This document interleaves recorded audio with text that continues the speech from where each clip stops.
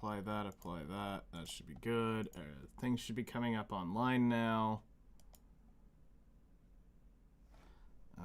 Let's get the LD player launched again. I need to get into the new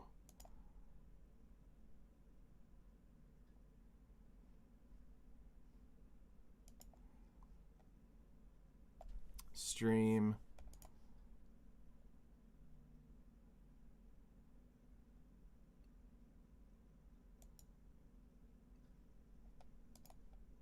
Which is this one.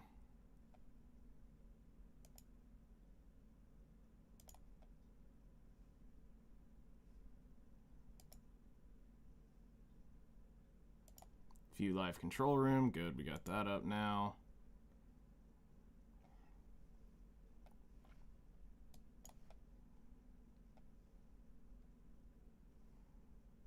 All right, we should be good.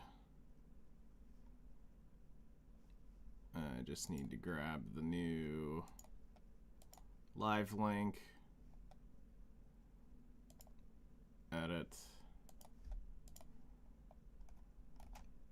And go to my channel. I'll just drop this off.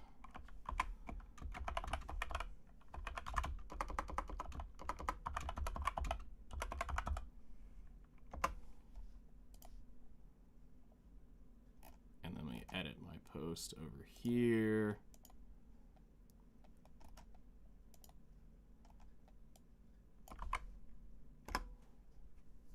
That way it changes that. Yeah, we back, hopefully. This is full turn it off and on again, and hope this fixes it.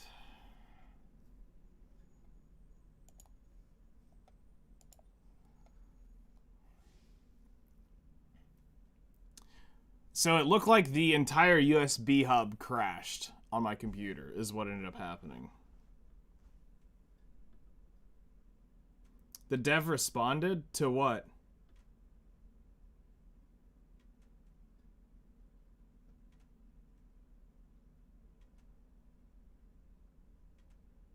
No shit, for real? Yeah. Holy shit, yeah.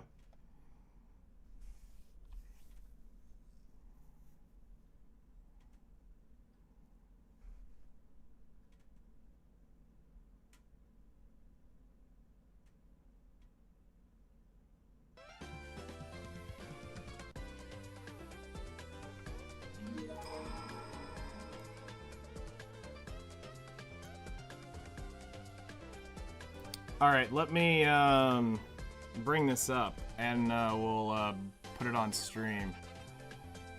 Let me get in the game so we stop listening to that music.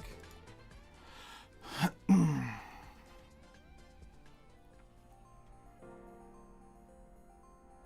morning sun. All right, we'll just go to heroes real quick. Display capture. We're gonna capture a source. This cropped. Bring it down so we can get it a little bit bigger. All right, and then we'll put this below here. All right, so I had given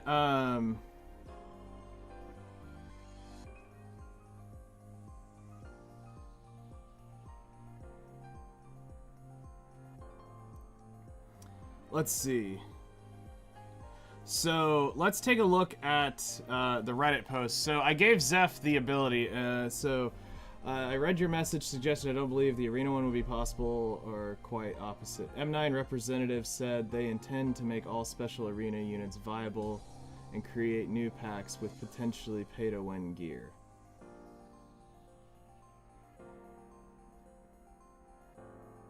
Okay.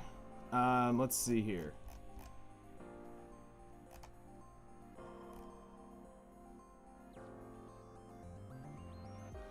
These are several points that do need eternal. Let me share some thoughts. Voice. This is something we might be able to review. I cannot promise a quick solution, but we'll check back feasibly resorting to multiple voice languages. Arena. This is a sensitive topic. Even if we make changes, we can't make the system overly favorable to free users. If someone supports the game but doesn't feel any stronger, it becomes discouraging. Spending on RPGs should work like a faster way to grow. It saves time and effort. That said, we know allowing free players to grow through effort is also very important. We want to keep it fair and balanced at this time. Improve the game shop and small purchase gives viable gear filter system. We know it's inconvenient. Improvements are planned and will roll out gradually. Energy management. Based on our data, energy consumption varies significantly between players. However, the majority of the energy supply is already quite generous. That can make things feel unfair to new players with less access to it. We're currently exploring ways to address this, possibly through special limited time bonuses or newcomer benefits. Upgrade display. We are currently planning to upgrade indicators for equipment, not characters. That is the current system already provides enough information for them. However, based on your suggestion, we'll take another look at this. Limited units. As the name implies, limited means remain exclusive. Their scarcity is what gives them value. That said, for collaboration or special events, they are difficult to rerun, and we may consider alternative characters with similar performances if licensing condition allows. We would love to bring back collaborations, but given previous revenue results, this realistically is very difficult. Japanese IP hold tend to demand harsh revenue shares and high licensing fees. Exactly. Even if some of the answers might not sound ideal, I hope I understand the reasoning. Appreciate everyone's thoughtful feedback. I hope this helps. So, yeah, no, they're gonna kind of be on a sinking ship on some of this stuff. They're gonna be trying to lay into a few things that are a little too... they're gonna ride or die on some stuff that's gonna end up sinking them, and they need to understand, especially this specific subject right here. You are looking at this is a pennies on the dollar kind of thing, where if we go look at Outerplane's current monetization in Arena, we can kind of show this off right here. That okay, so one, they're wanting you to spend money to get competitive. Okay, that's fine, I understand that. But you're talking about somebody who's going to be spending...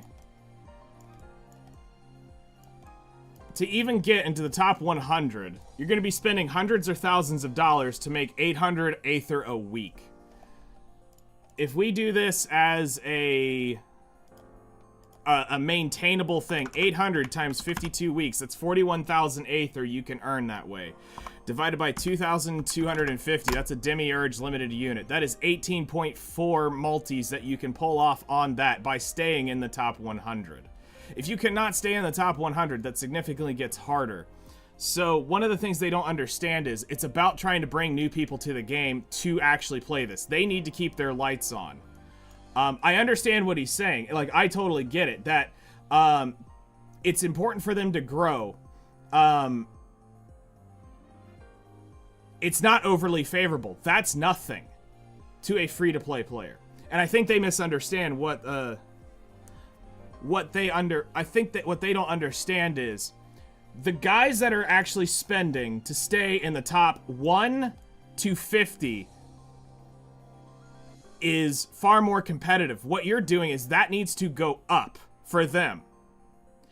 But we're talking one fucking multi every 90 days, or one pity every 90 days for a normal unit, not a demiurge unit. That's where we're talking about the drastic difference. They're already very generous in giving stuff away, but the Aether count does not make this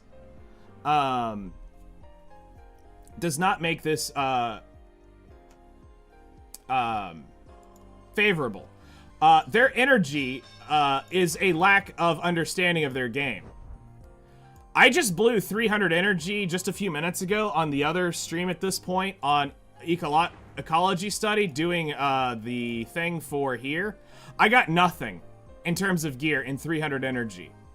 I have 2 more cracks at that before I'm out of energy completely. You want to call that generous? I do not call that generous. I call that one of the systems is broken. You're not giving enough energy. If I was to go to Epic 7 right now and go grind out 30 rounds of gear, I'm probably walking away with 10 to 15 total red pieces that are going to be garbage, but I'll walk away with red pieces. Now, that's also using one-shot comps, because I don't... Can we skip ticket all that shit over there now? I don't remember. But I know, at least with one-shots, in about 30 minutes, I will... Because if I went over to Banshee, and I did the one-shot comp for 30 minutes, it would walk away with probably, like I said, around 8 to probably 10 red pieces. Some runs will come up with almost nothing, and some runs I'll come up with a lot more. The issue is the energy consumption of what they overall provide in the game is not enough. Because you have all the daily spenders, you have to do your dailies. You're required to grind out gear at some point in time. You also have to be able to plan and manage some of this stuff. They're going to ride and die on a few opinions here that's going to cost them. This is not in a good place in terms of several of the points I brought up. The good news is the voice languages, this sounds like right here that you are not able to, they're not going to do it, which means I'm going to stop pulling for characters, which means their revenue's going down. I'm not spending to pull any more of their units, period. If you're not going to put them in English, I'm fucking done pulling on your units. Just done.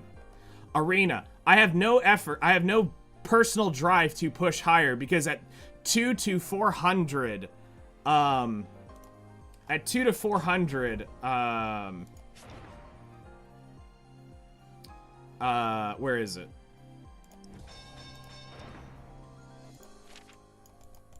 Even if I was to push up into platinum for 350, I'm not I have zero cares.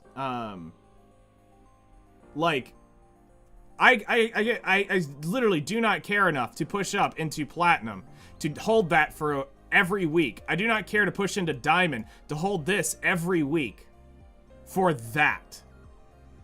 That's not worth the effort, because as I start getting up into here, we'll start dealing with people who have far greater gear.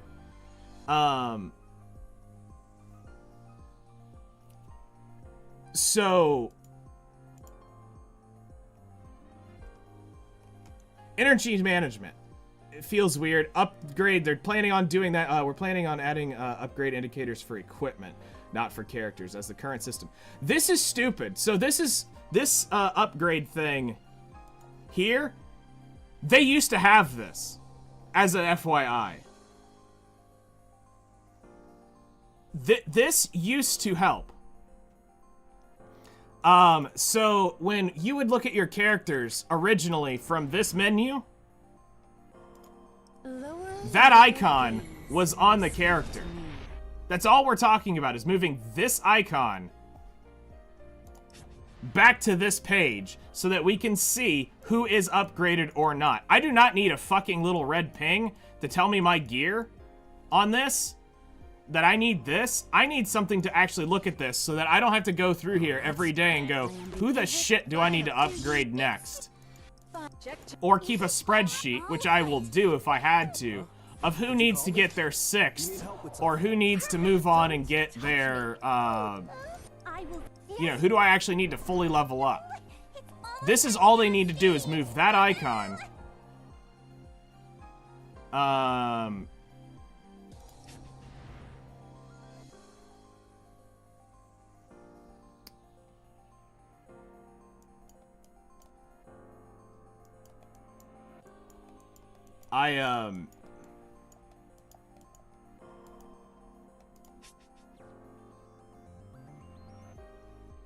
Yeah, this is unfortunate.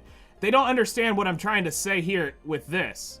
They want to keep it exclusive, and I'm saying you need to keep it exclusive, but you need to reduce the cost right now, because there's a lot of people who are going to come in and they want to do this, and they're older units. What we're talking about is go in and rerun,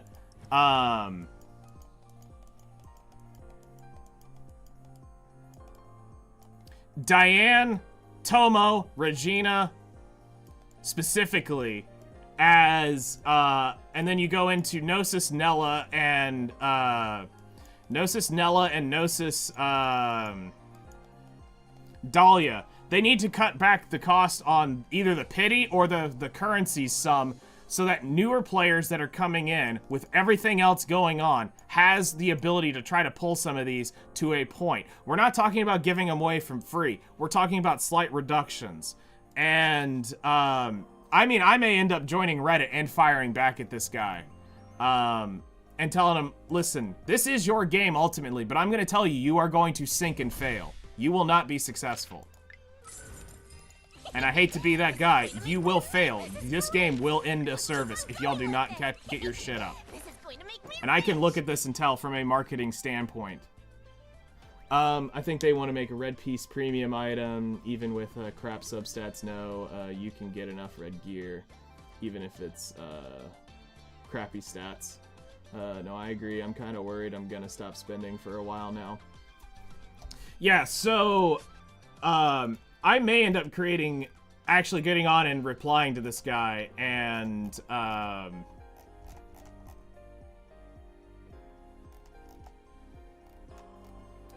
giving him some, unfortunate, hard advice that he needs to understand.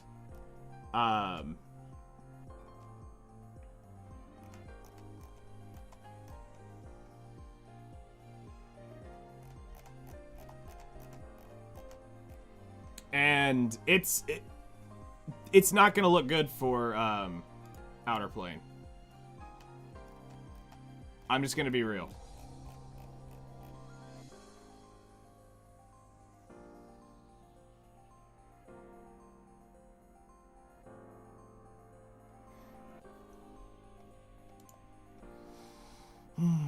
Well, whatever. We'll move on and deal with that later.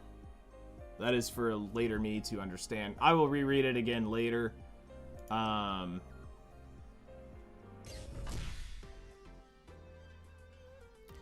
I'm okay with them making it pay to win. You have to do it to keep the lights on, but they also have to understand they're bleeding money in the wrong ways, and it's going to choke them out.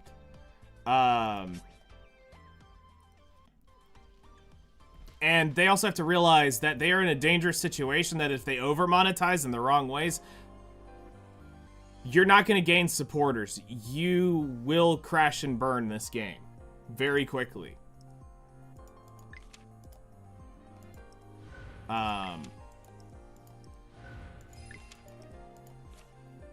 And that's quite sad. Like I said, I really enjoy Outerplane, but this is definitely not...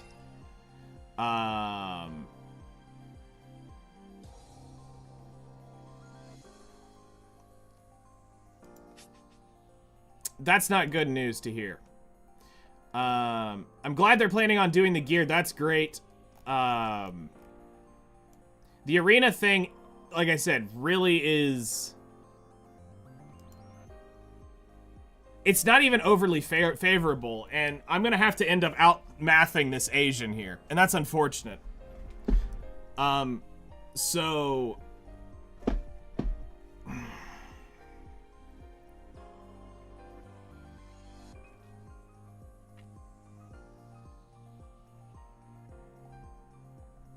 yeah, he's gonna have fun with me.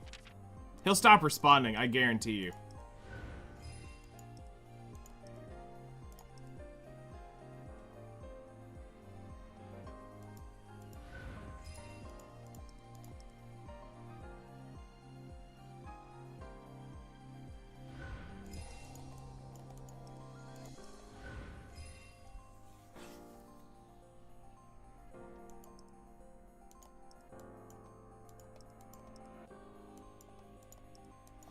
Alright. So, let's see here. What else is left?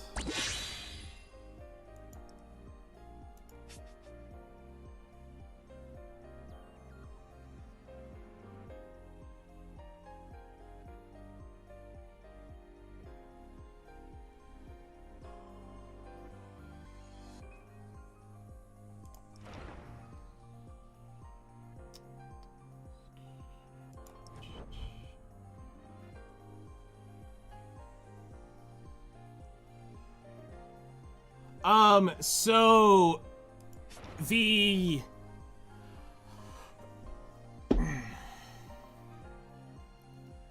You have a couple different monetization methods for voice acting, and this is, and it depends on who you are working with, but it can be anywhere from, $50 to $225 an hour for hiring, voice actors. The average voice actor will work between, on a set, depending on what type of thing they're doing. If it's a brand new thing, to go in and do Ember would probably take them an hour or two at max to do. So they would go in, they would get paid probably about $500 to $1,000 if it's in the lower range. You're looking at $2,000 to $4,000 in the higher range, and they would record a bunch of lines and send it to them, and it would be over and done with. Then the audio team would have to go in, clean up the audio track, removing any of the if there was any noise pops or whatever in the beginning and the end of the clip. Make sure that it's trimmed to what needs to be into the needs to be trimmed properly for the game, and then you would go in and add the normal mix over for it. So you'd go in, you'd clean up the EQ.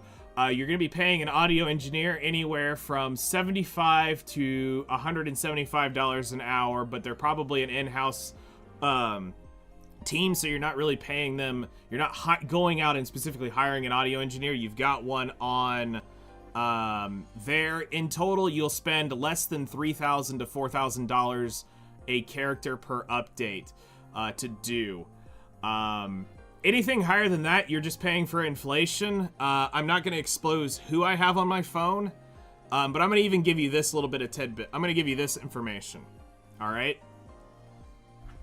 On my phone, right here, in my hand, I have 15 Grammy Award-winning people on my phone that have over 15 to 20 #1 hits in the world that I can call right now and have them play on any track I want. I have one guy who has 60 #1 hits on my phone that he has been a part of. He charges me $175 a song to do his job. I will not expose what he does. This way it's not that, because it's not hard to find him. I'll just put it that way. But he charges $175 a song. He sends me a song fully ready to go. All I have to do is mix it and throw it in. It perfectly matches up. Do you want drums? I've got drummers. Do you want guitar players? I've got guitar players. Do you need singers? I've got singers. Do you need saxophone? I've got saxophone. I have people on my phone right now that are Grammy Award-winning musicians. Also, because of my project that I'm working on, I have the agents to several of the voice actors that are in this game. I'm not going to tell you who, but you should know I have their agents in my phone I could call right now.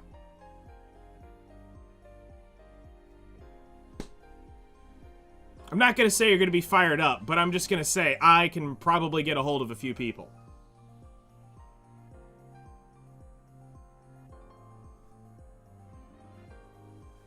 So,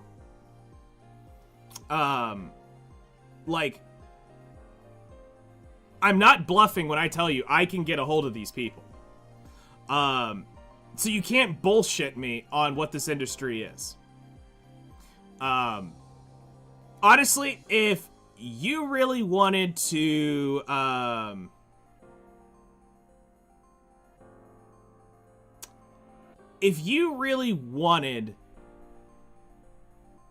I could probably do this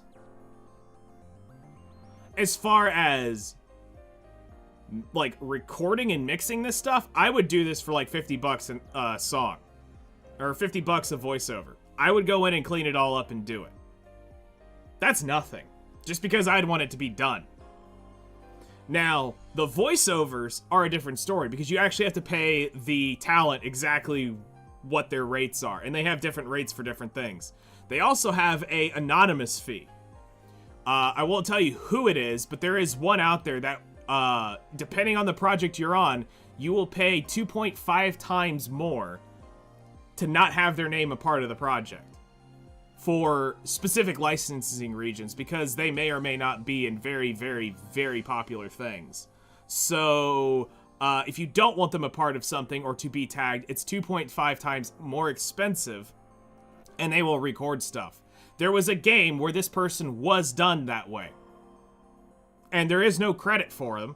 You cannot find out who it is, but when you listen to their voice, you're going, son of a bitch, I know that voice. And yes, it is them. That's how they do it.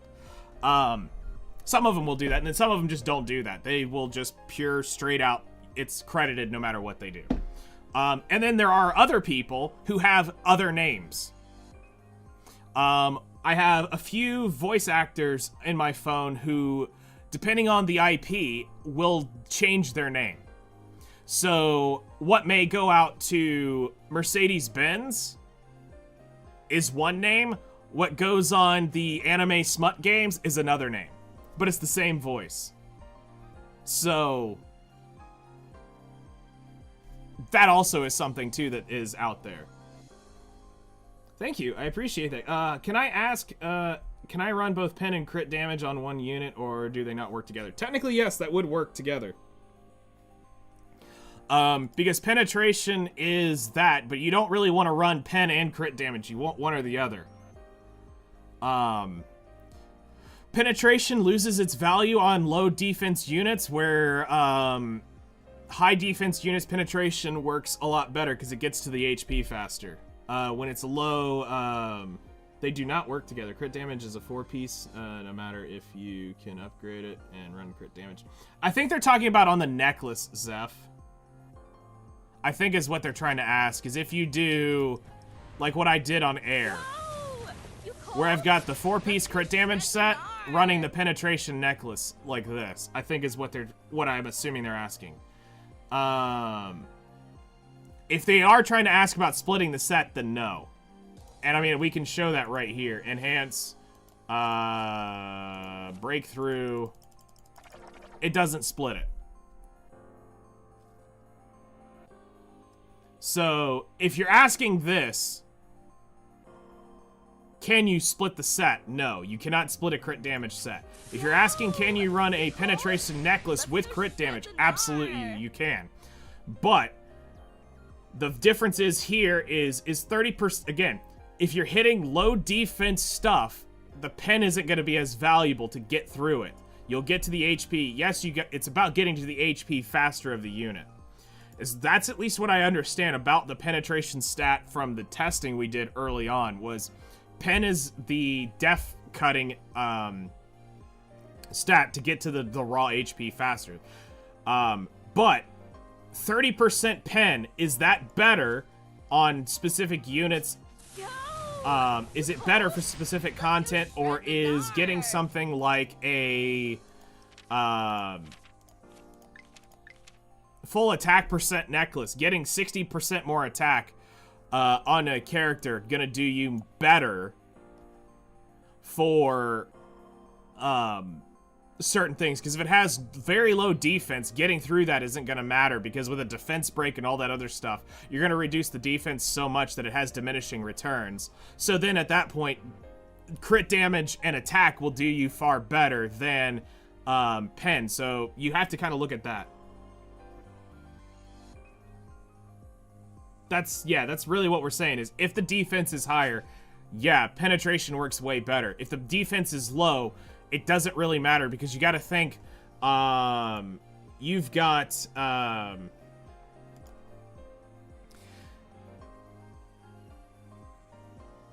let's say, let's go find a boss monster real quick. All right, so let's go to challenges. I'm just gonna make shit up at this point, so do not take this as like hard concrete fact. Let's go grab Titan real quick. So at stage 12, Titan has 2,236 defense. Now we're going to say that the defense break takes 0.5 of that away. So it's going to take it down to 2,236. We're just, like I said, we're making shit up. I actually don't know what the def break is. It could be that. Minus 1,118, which is going to leave it with 1,118. I want to make sure my calculator's set up. That's why I did that. So I have each individual thing. Now, if you say you are going to pen 30% of that, so you've def broken it, now you're going to hit it for 30% penetration. Now you're going to go times 0.3. You're going to lose another 335 defense, so 1,118 minus 335. You've now reduced its defense down to 783 defense. So, because I believe that necklace said 30% pen. So you're going to penetrate the defense 30% more. Now, in this case, you still have 783 defense left to go through before you hit the HP. Now, we don't have the data mine numbers of this, so we can't look at how attack is related to defense and the HP here to get to that. So, if we look at this for... is adding 60% more attack gonna cut through that more than that 30% defense, depending on what it does. Does any attack ignore defense? Because there are technically gonna be stats like that at some point in the game where you're just gonna ignore an entire stat. Or it only hits for this, or it does that. Does it do fixed damage? And fixed damage ignores defense. So there's a lot of things on there. What is the fixed damage based upon something? Or is it truly just a fixed flat number? So at that point, you have to look at defense and pen stuff a little bit different. As for whether you should prioritize attack or crit damage, that's a different topic. Yes, there are subjections to both. When we tested this day one, I haven't really done too much gear testing since I've been back. We originally ran, we did a test with Noah, I believe is what we did. We were originally building Noah, early on when the game had first come out. We're talking within like the first like 2 weeks, 3 weeks. Because we were trying to figure out what exactly did Noah need. And we were trying to figure out the difference between crit damage and attack balance here. Because some people were saying they were running very, very, very high crit damage at the time of whatever that was. It was much higher than the attack stat. And they were going, if I'm running, I think at the time, and again, keep in mind, we're talking the first couple weeks. We only had, I think, stage 10. 11 and 12 didn't exist in the gearing things. I believe it was still a chance, or we were getting to, like, we were just getting into 9, trying to beat 10 at the time. And so we were getting 5-star and 5 and 6-star gear, and we were going, is it better to have attack or crit damage? Because it was somebody, I think, ended up saying that they were running, like, really high attack, because I think one of the free sets was an attack set. And then somebody else ended up having one of the critical strike sets, and their attack was significantly lower. Like, we're talking 1,000 or 2 lower. And the crit damage was obliterating. Absolutely obliterating the attack number. And then we went through and we started, at that point is where we tested it. I remember pulling out a spreadsheet, and we tested several runs of Noah where I was doing anything I could to keep the attack roughly the same and add in just crit damage to my kit. Then I did just the opposite. I tried to keep the crit damage the same and keep adding attack. And from what the testing then showed, it has to be an exorbitant amount of attack higher than crit damage to benefit from it. That the crit damage stat quickly multiplied far faster than adding in the attack stat. So that prioritized to where the hypothesis at that time was 300 crit damage with 3,000 attack or 2,800 attack would be far better than having 4,000 attack and 250 crit damage with that early hypothesis. Do I still have the spreadsheet for that? Absolutely not.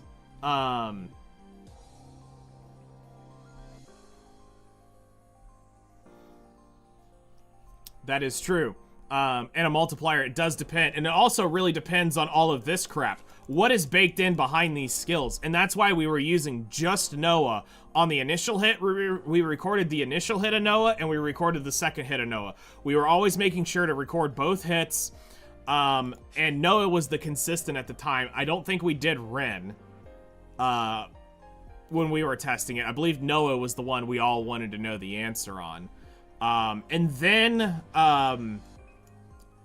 this lovely lady came out, and we started testing this one as well. And again, this could have changed since then, but the original hypothesis was for this, which mine's not built right. Mine's all over the place, and it needs to be tweaked, but I've got her built on the only gear I've really got to do what I wanted it to do. Is Stella, in the original testing of this, was unique because we were looking at this was one of the first big units that deals increased damage proportional to the caster's max health, and one of the first things we tried was slamming just butt tons of HP into her. Again, you got to think this was in like the first like 90 days this unit came out. We weren't really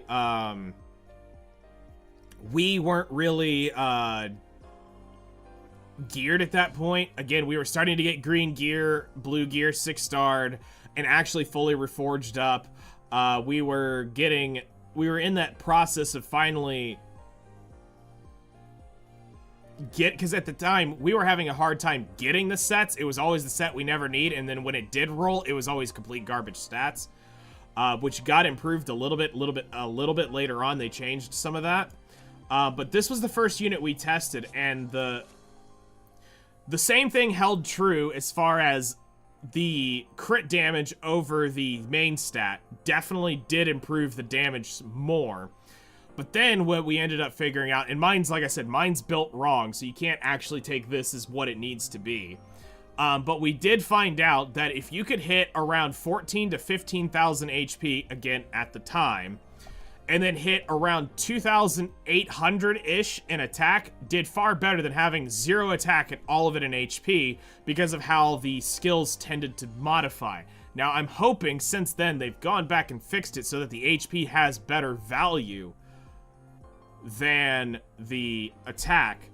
But that's something else that I need to eventually test, but I need a pure set that pushes 0 attack in, which is impossible for me right now,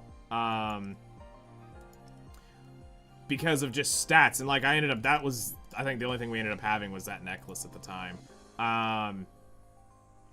But trying to just get stats that we needed, was a pain in the butt. And you know, that's something I'm always looking for, is a pure real HP based counter set, with HP, defense, speed, and going through and test. I want to test this now again with the newer stuff, because at least we got the HP sword. That's cool.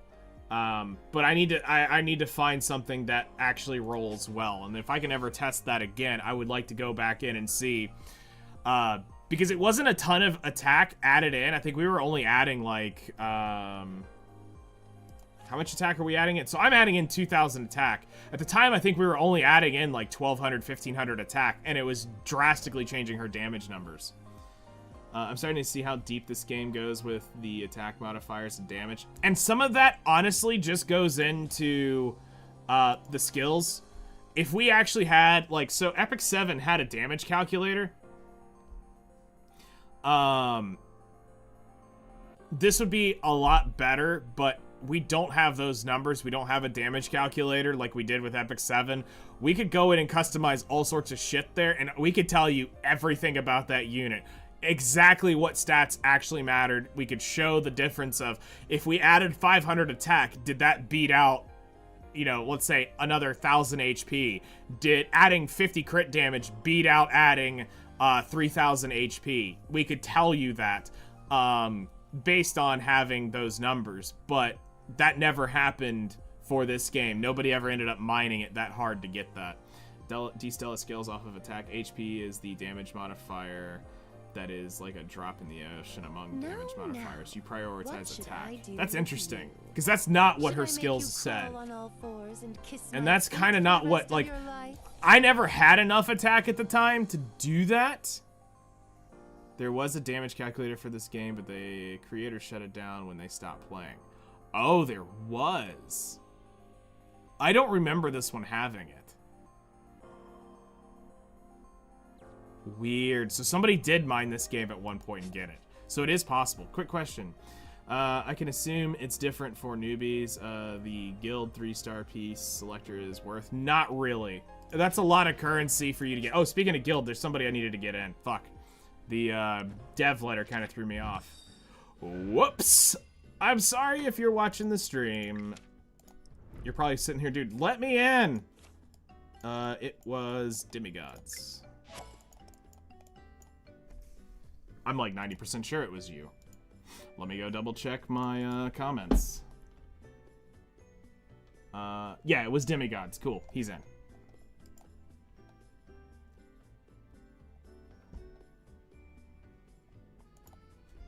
Everything that says increased damage dealt is a damage modifier. Interesting. I doubt it. I don't think they'll give two flying rats' asses about me. I'm gonna be real.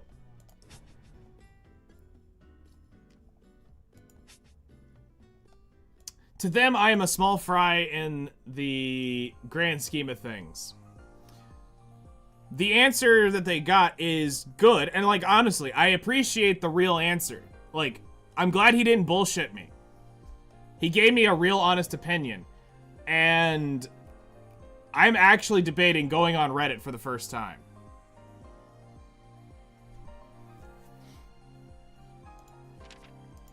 I might actually join Reddit and make a post on Reddit just to respond to this guy personally. One, because he responded to that. Out of respect, I will go I would join and respond to that to open up the discussion. I wouldn't let Zeph here be the back and forth voice. I would do the thing. I normally don't do Reddit.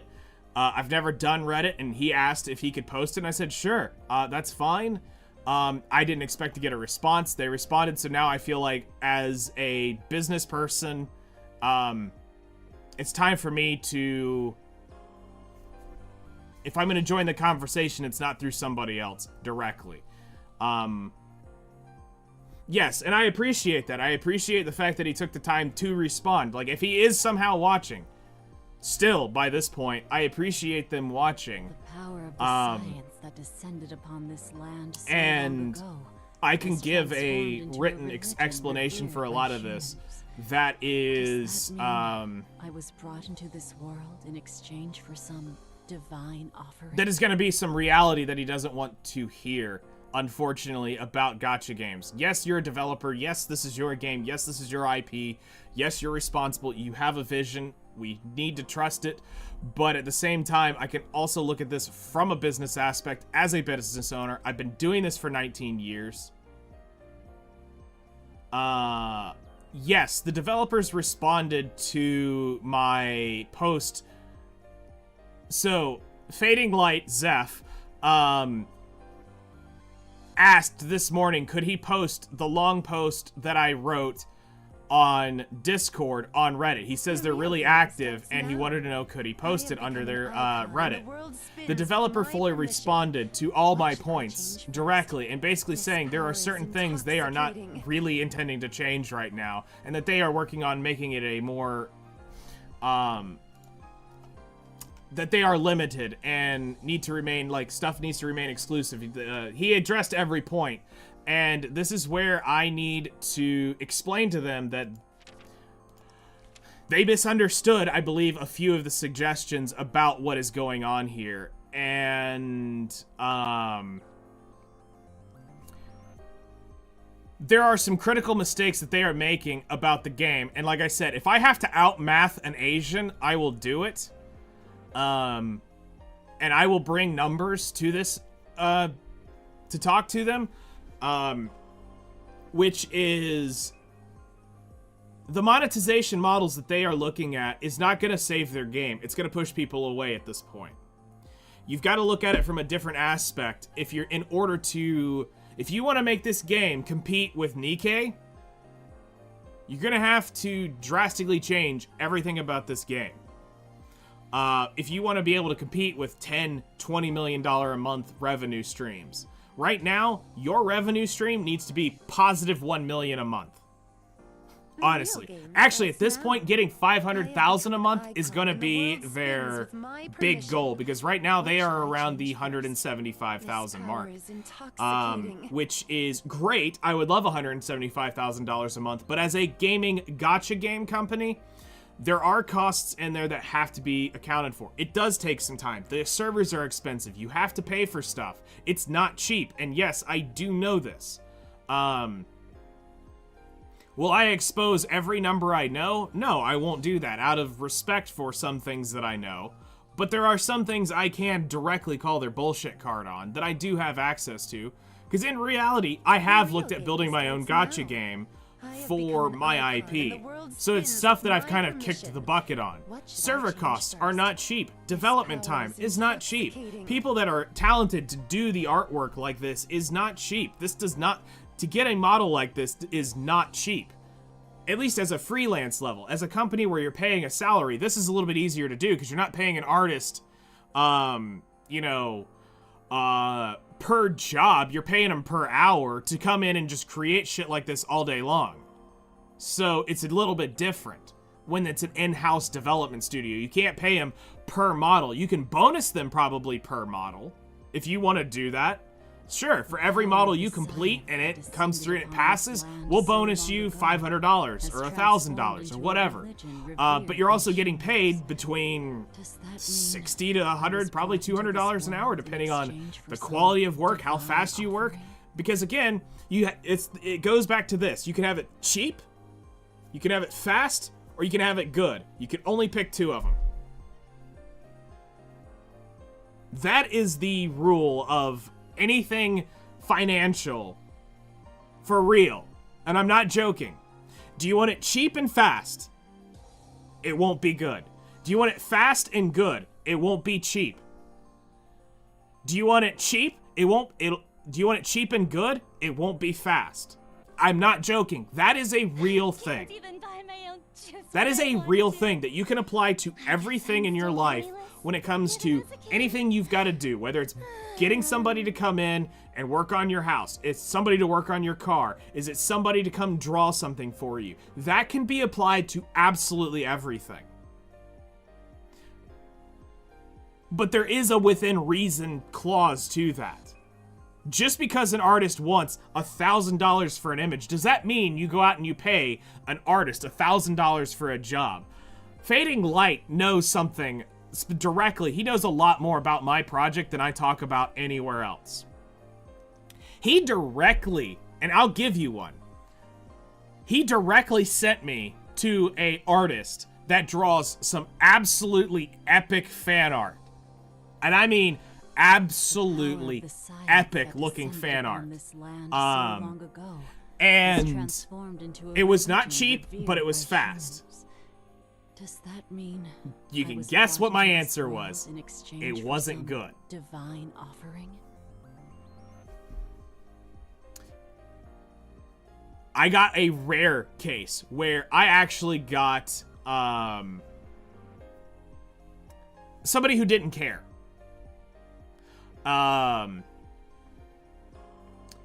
When they got done with it, yes, the quality itself of the image was good. I mean, it had high quality shading, very clean lines. It looked great in that aspect. But they missed everything about the character when drawing it.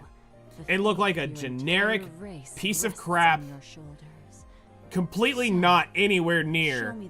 Even if you were to say, go draw Epic 7 or Genshin Impact, which the guy does tons of Genshin Impact art, it looks just like the damn character. But when he got to my character, it didn't even look like them.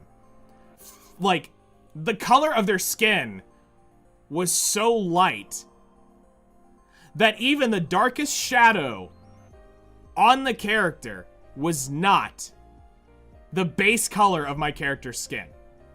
That even the shadow wasn't dark enough to match the base color of my character's skin. Did not care. That's a pretty big insult. When you give them a character sheet, it's all laid out, you get all the colorings, you give them everything of what stuff's about, they go, they draw it, and then they just flub it completely. I've done just the opposite. I've done fast and cheap, and I promise you, there's some nightmare fuel that I have received where you're going, what in the hell is this? So I understand when it comes to getting art done and hiring people to do this, to work on games like this isn't gonna be cheap. And so yes, when you're looking at $100,000 a month, you have to look at, is this developed in a studio? So now you have to pay rent in the area. Now, thankfully, in Korea and Japan, that's a little bit different market than, say, America, specifically. If you were to open up an office in, I don't know why you would do it, but if you opened up an office in Los Angeles, you're paying for Los Angeles premiums. And at that point, it's suicide. You're bleeding so much money into your building and your fees of your, like, your utility stuff. You're bleeding a shit ton of money you don't have to be bleeding. Now, Korea is going to be significantly cheaper to work in than Los Angeles, as far as, like, that type of fee. You have a lot of money being expended because marketing is not cheap. To run the ad that they are running right now, the Korean account, you are probably spending, I'm going to say their ad campaign is probably somewhere around $100 to $500 a day, depending on the source of where they're trying to go after, on maybe marketing. I'm going to take a wild guess that I know $100 can go pretty far, so if I was to take a gamble, I've probably been secured a line of credit by Major 9 for probably $800,000 to $1 million something is what I'm going to take a wild stab on. And they're probably spending their good months of revenue is now been paying for the bad months of revenue from Major 9. No telling what Smilegate's cut was, so we don't know exactly that number. But we're going to assume they still have some. So spending, if you're spending, let's say we'll take 90 days times $100 is $9,000. You're probably going to end up using, times point,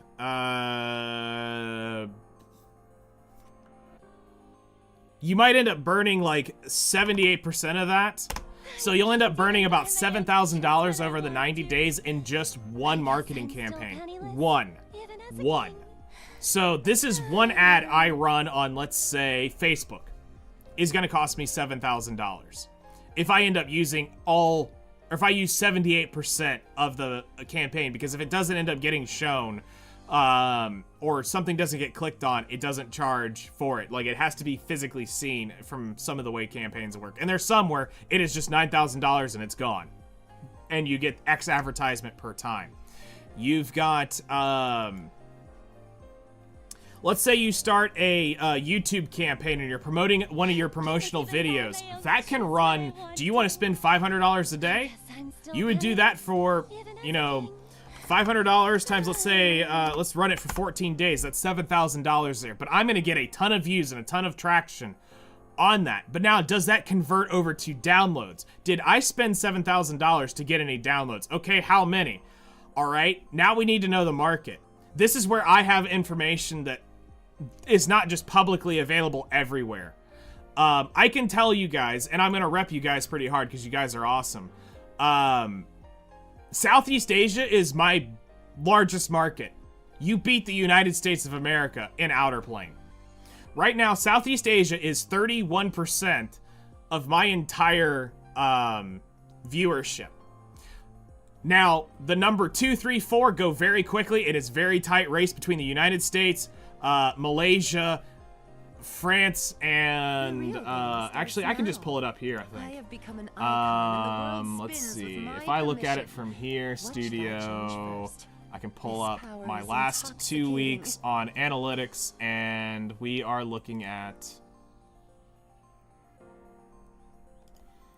Let's look at the last 7 days. No, let's do custom, and we're gonna do from the server launch of 10/1/25 to 10/16. 91% have been new viewers to my account. 8.3 are casual viewers of my account. Less than 1% are regular viewers of my account in the last 16 days.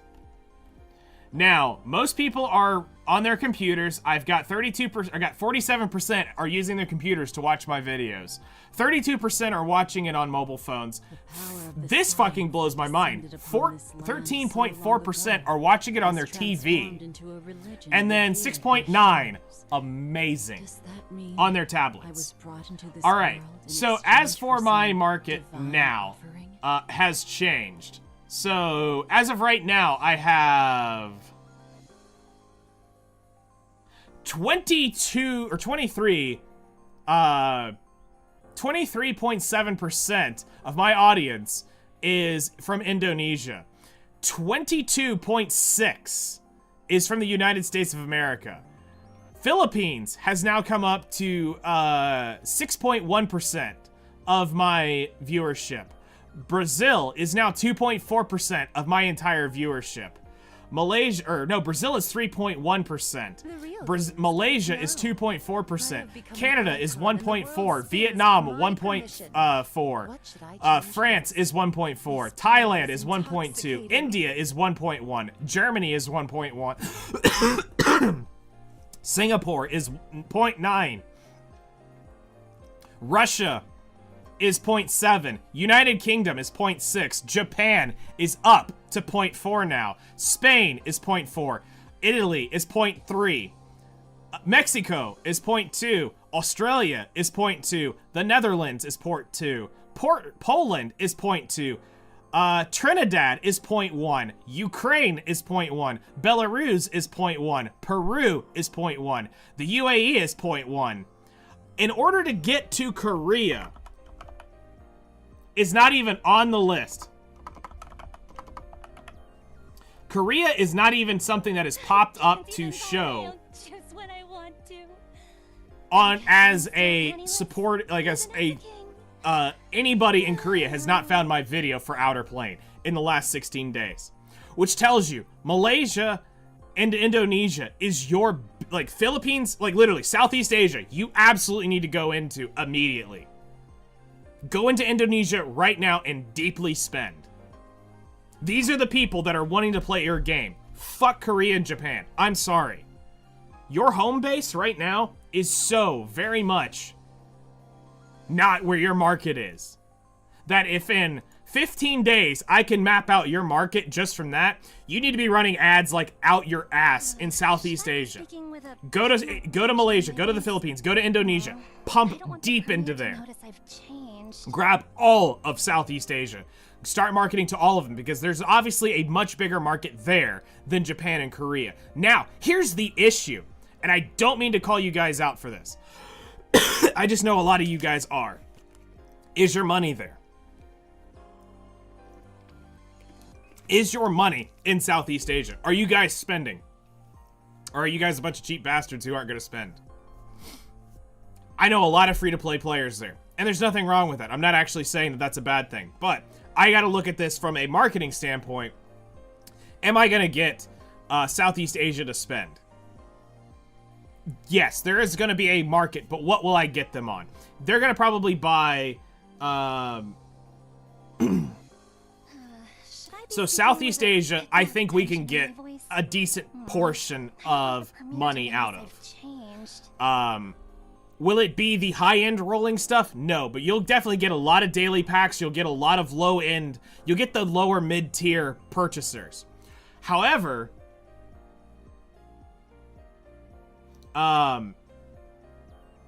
if we go look at the other tops, you have the United States. Absolutely, you're way more likely to get bigger whales in the United States.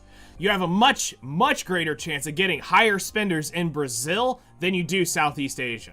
Brazilians right now is a very, very booming gaming market. And this is one to not underestimate. Russia is another big one. there are some massive Russian whales out there that love playing crap like this, and they will do it in a heartbeat. But you gotta get it to them. Another one that is really, really big is the the UAE. Really, just the Middle East in general. If you can go into the certain areas of that, you can get a lot of money there. Especially depending on where you go. You could also go to India and potentially get some big money. But the general Middle East Arab areas over there are not going to be the high. Some of them won't be the high end. You're going to get a mix, but you have a potential of hitting them there. So going into places like Europe, the Middle East, I believe they would technically, you could even count it as MENA. Middle East, North Africa is typically what they classify that region for in games. You have a chance at getting some of the high spenders there because that normally goes over and grabs, you'll get the UAE, Saudi Arabia, you'll get Iraq, Iran, Afghanistan, Pakistan, you'll get those where the people that do have money, you go over to India, you'll get, although they normally put India in the just Asia server at that point because it is Asia. So that counts Russia, India, China, you'd get in the Asia server promotion. So there's a lot of money there. It's where you it's where you go focus your marketing. They did terribly globally. They did not get the market out there. And if they abandon the market for what they think is there, this game's gonna flop instantaneously. Because Korea and Japan are not keeping the lights on. And if they think that market is going to accept them now, spins with my permission. What should I change first? I'm gonna be shocked to see that turnaround. Because normally, global carries most gacha games right now. If it's not China, it's the global market.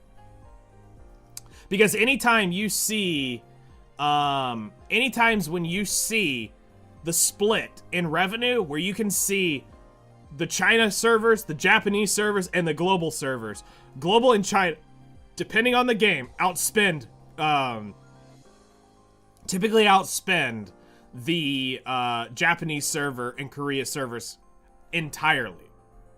So, I can't even buy my own that's something really to consider. Players pay when they're engaged, feel value, and trust the ecosystem, retention, and fun. By the way, I'm from the Philippines. Hi to all. Awesome. See, this is exactly what I mean. Here we have a Filipino right here. Isn't it sanctioned? It still can have stuff. I mean, it's... VPNs exist. Let's just put it that way. And there is ways to do it. If there's a will, there's a way.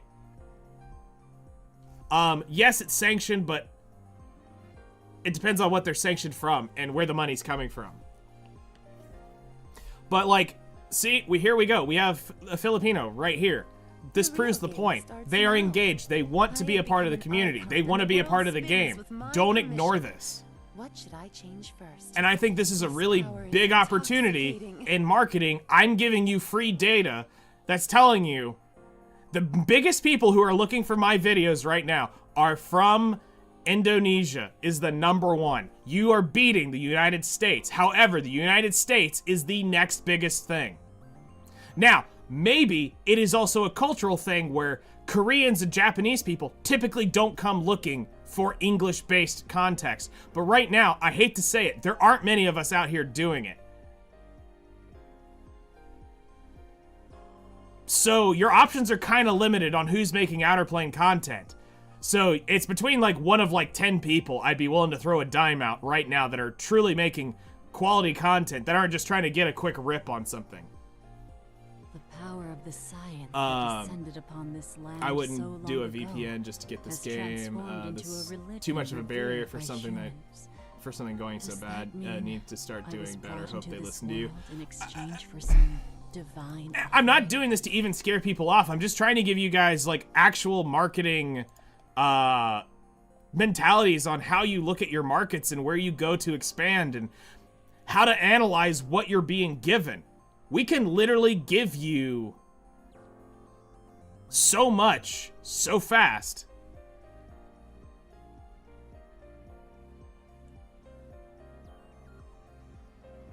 And it's like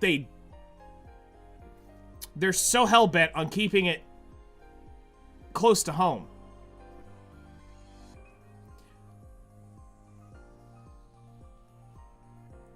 And the nervousness of wanting to expand is something that Now, what should I do with they're looking at this from Should I a make we've you got to fall try on to all fours and to kiss put out my this burning feet for the fire rest of is your what they're life? trying to do. I understand the panic of trying to keep a company afloat. Getting them from under Smilegate is such a big deal. That alone brought a lot of people back. Need to capitalize on it while they can. Correct, and that time clock is ticking. And the things that they're looking at is not going to bring people back. And I can look at this on YouTube and I can tell you, and I'm not being, again, super critical, but I'm going to tell you, the viewership is starting to die off on Outerplane. It's on a slow downward curve. The hype is over. The big hype is over with. They now need to have things to bring people to this, and if you don't, you're going to fail. You have to capitalize on things like collabs. You're going to have to take that capital risk, is what I'm kind of saying, where you need to bring in a new IP. You're going to have to go red to potentially make the money. And that's where he doesn't understand, is when I mentioned collabs, it's, you got to bring the hype back. You got to get something that will absolutely pull people in. Yeah, you got your ass handed to you, and that's what we also kind of need to call him out on is, yeah, you did a collab, but I never knew shit all about it. And you literally collabed with my second fucking favorite anime of all time. Tied for second is a big fucking deal. Fairy Tail, my ass would have been here like that. I would have spent a stupid number of money to pull Natsu full max stars. Lucy would have been all the way, and if it was Urza, she'd have been all the way. Done. Just, it's done. It was completely done. You didn't have to think about it. Can't even buy my own They were shoes when all I 6-star. want to. I guess I'm still Day penniless, one of their release. living as a king. They would have been 6-star. That's my favorite anime. My second favorite animes is Overlord and Danmachi. I knew nothing about Danmachi. I'd have been here. Would I have spent? That'd have been a lot harder because I knew the state of the game was in. And that's where the wake-up call needs to come is, I do need to call them out on it is,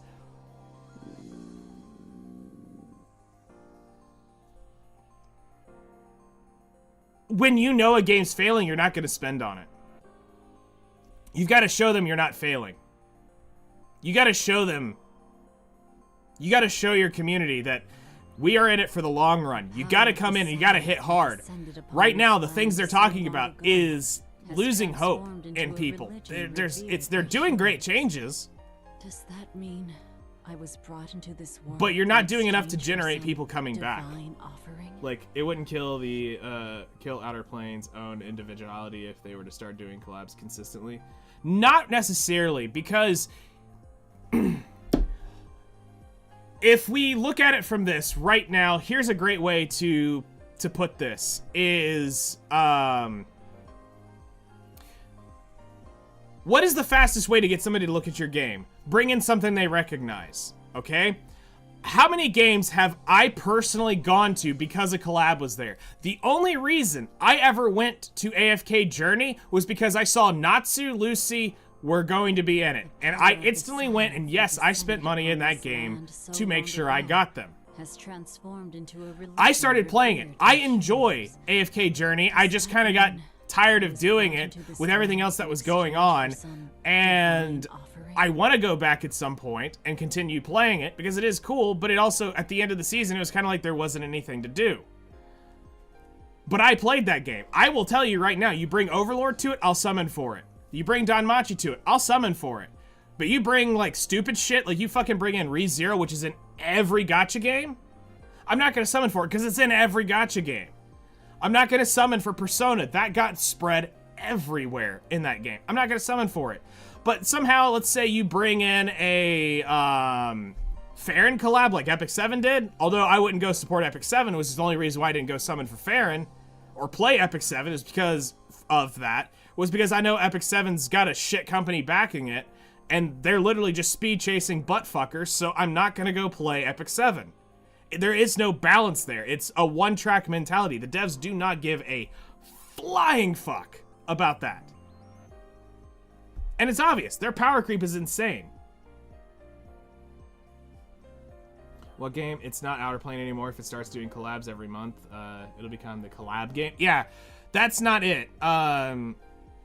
What we need is 2 a year is on average the best possible way to do it, because you got to think about currency and your player markets. You can't have super expensive units in game consistently showing up all the time. If you did 1 to 2 a year, you're going to be likely to pull in more people. Now, where collabs are successful is bringing in well-known IPs. So, like, right now, you'd be looking at Solo Leveling. You'd be good to do Overlord. You'd be good to do Fairy Tail. You'd be good to do... you would be good to do... Danmachi was a great one. I mean, especially... And it also needs to... normally, the IPs like to coincide stuff with things that are releasing.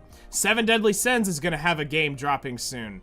So, doing something with Seven Deadly Sins would be an optimal thing to do. When their game's about to drop, you collab with it to get a anime IP. Infinite Dendrogram is a great one. A great IP. You know, but is the characters there worth summoning? Because, you know, there is the whole Eminence and Shadow. Tensura, exactly. Those right there. Great animes to collab with. Get it to coincide with a new season, a movie. Demon Slayer. Holy shit, Demon Slayer. Jump into that. But then as he also says, and I agree with, this bottom line down here of,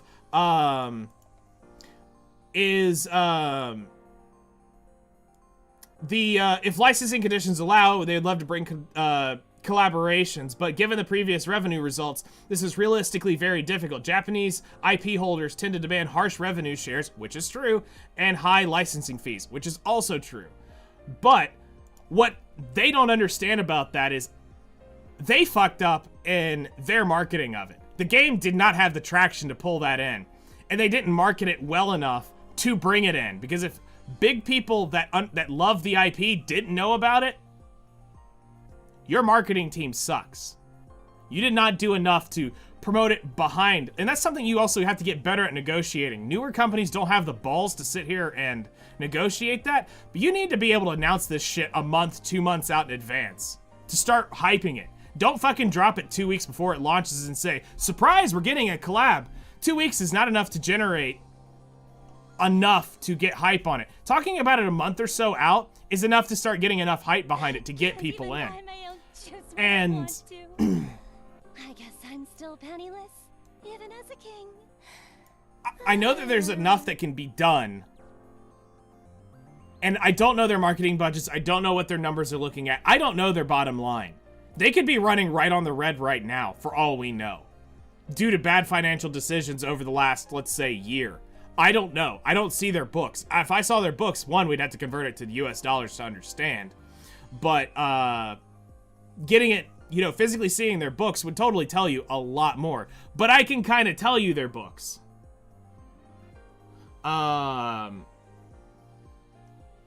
Is their last 3 months were around $100,000 a month. $150,000 a month was the would be the average.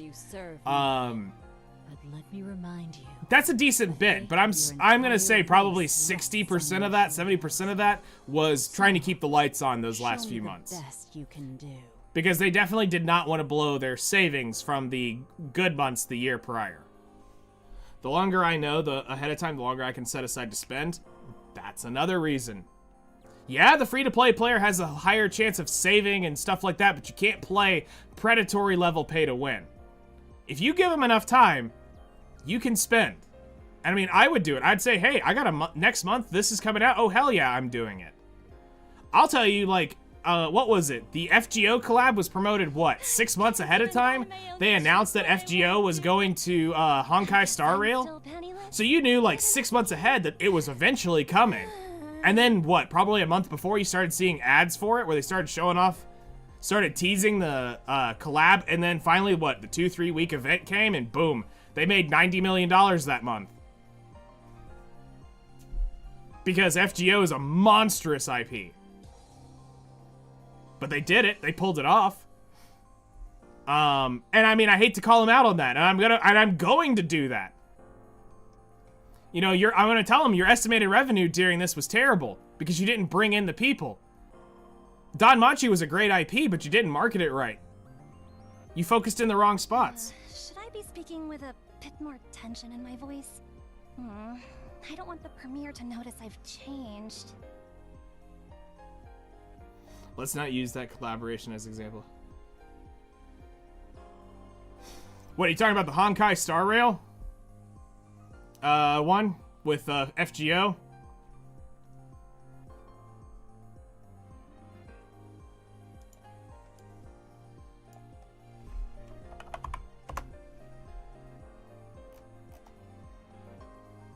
It was trash.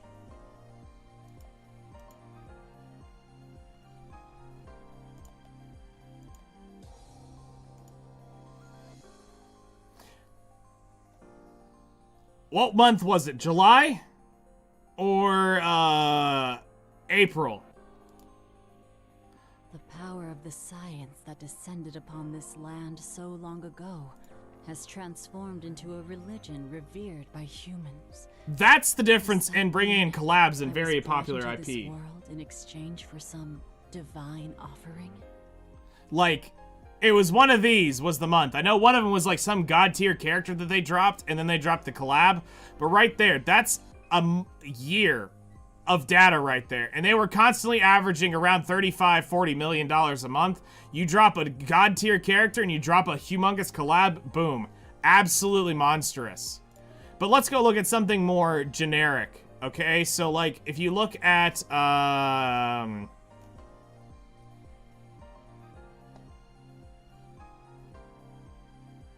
that's the way they look at it. I'm not joking. Here you go. Here's Goddess of Victory Nikke. I'm pretty sure that is the summer rerun. That's the summer units right there. And I can tell you that I know probably where most of that money came from, and that was the Red Hood thing. With that Red Hood premium costume, definitely brought it up there. They had a premium gacha costume, so that thing's like 60 bucks to get. Now, it has value to do it, but it had 60 bucks in there. You're looking at the summer units are normally pretty cracked as they got better. They were normally some pretty nice units to have. You're looking at, that is anniversary in November. So their 3-year anniversary or 2-year anniversary, right there. Or 3-year anniversary, I don't remember which one it was now. But there's their anniversary right there. Then you go down here to their, like, 2.5-year anniversary. Did not make, actually, is it May? Does that mean I was brought into this? Yeah, it's May. So there's 2.5-year anniversary. There's summer units.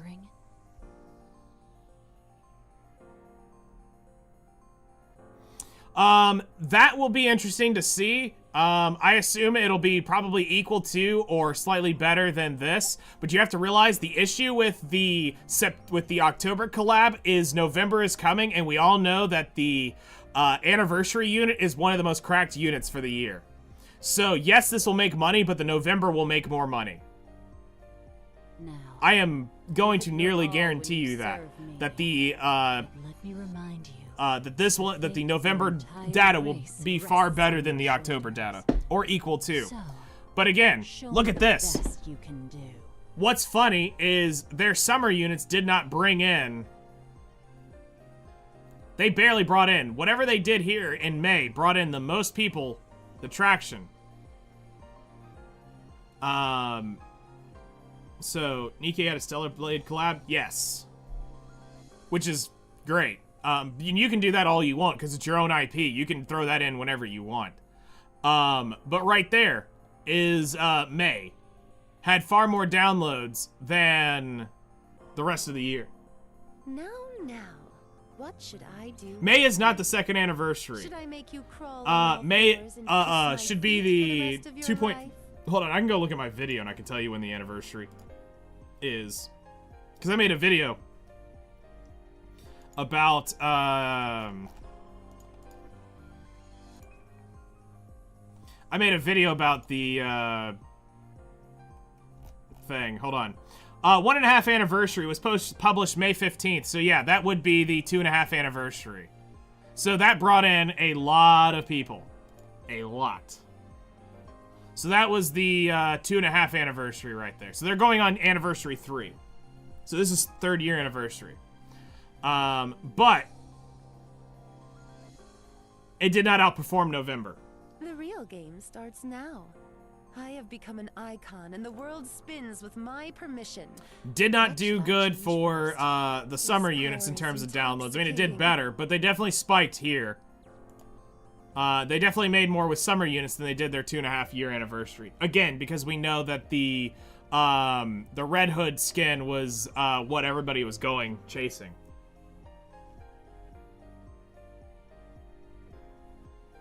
I'm literally looking right here that the 1.5 anniversary video that I was a part of the content creator program.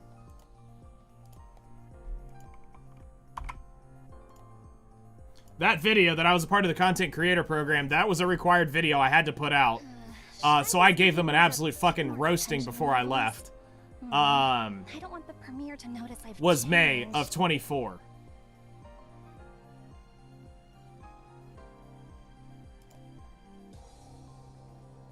May 15th, 2024. No. I'm saying the any ideas for PvP offense team? I use whatever my defense team is because I'm way too lazy to change my shit to go PvP because it's just not worth it. So I just use whatever my defense team is. Honestly, eventually at some point you got to learn to rock paper scissors.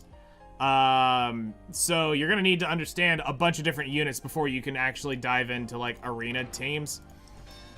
Which is gonna be something we're gonna have to talk about a little bit today. Like this is my defense team.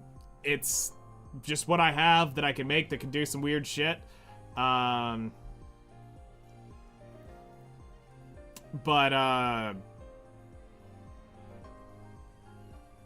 gotta learn to fight all the different team comps and how to get through stuff. You know, you gotta understand if this character goes, you're gonna revive, you're gonna have her countering. This unit's gonna absolutely fucking hurt, so that's gonna hurt. You got her tanking, so you gotta keep that in mind. Like this, you'd have to look at and go, okay, can I get through it? What's also their power? How close are you to the power? Be careful because within 20 to 30,000 above or below, this could potentially swing bad for you either way. Rather than sharing all the same content. Yes and no, because there's been a few games that I've played that had that, and it always felt bad to have to go grind something else that I couldn't use the really good gear that I just got. And that's where I kind of like the generic sets better. That are, you could use it on anybody to help make it easier to gear. Although I do understand having some exclusive stuff for PvP is cool to help the tech get better. So... You're not wrong. You're not right, but you're not wrong.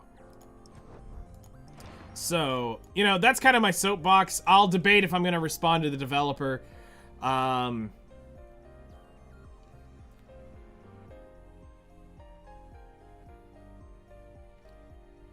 Because it needs to be done well. Because he took the time to respond to it, so I need to look at how to do that for that.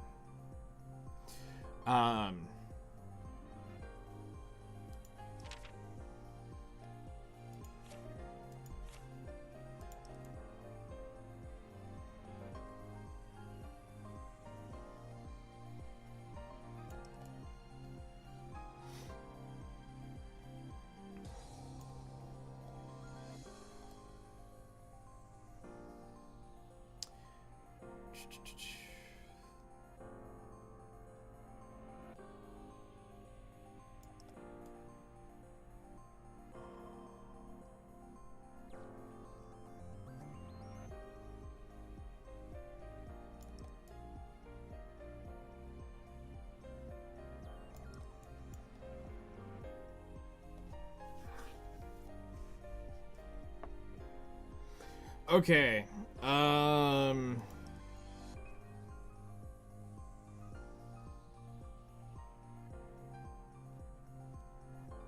There's a lot of great openers. I mean, honestly, it just depends on how you want to play. Okay, so I can't use mages.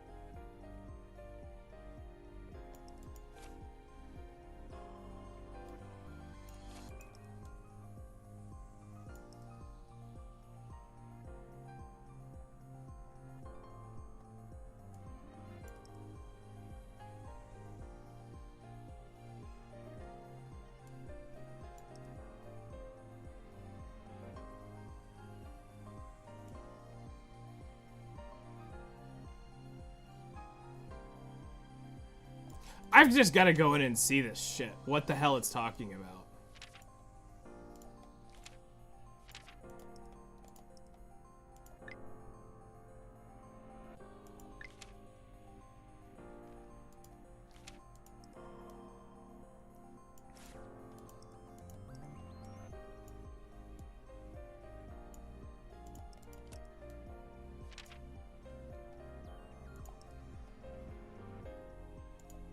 A paramedic is always ready to go.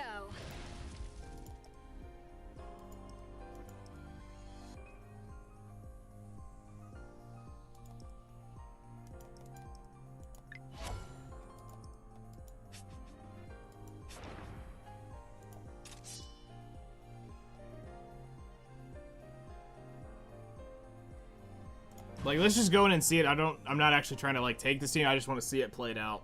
So I can actually understand what the fuck it's actually saying. Wait to see how your faces contort in despair. Let's tear things up. Don't worry about Okay, your injuries. it grants that initially, so you literally can't do shit for 3 turns to any of them.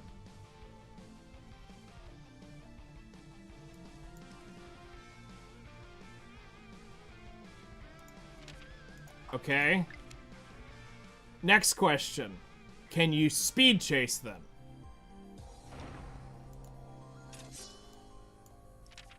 She's 193 speed. She should have broken it, but for the shits and giggles of this, real quick, I'm gonna put in...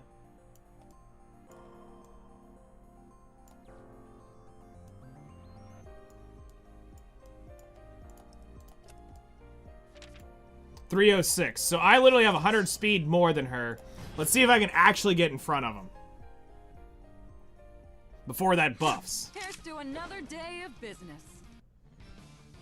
No, it's instantaneously.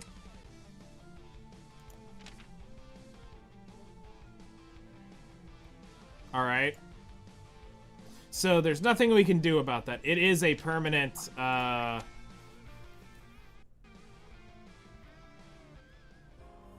It is a permanent, buff there. Okay.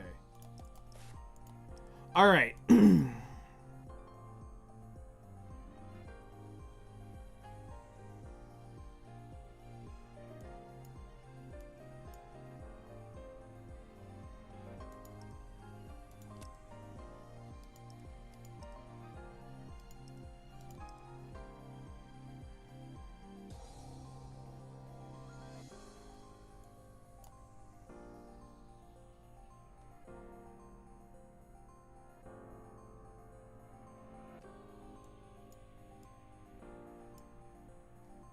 And this is literally team no fun. Like, you literally can't do shit.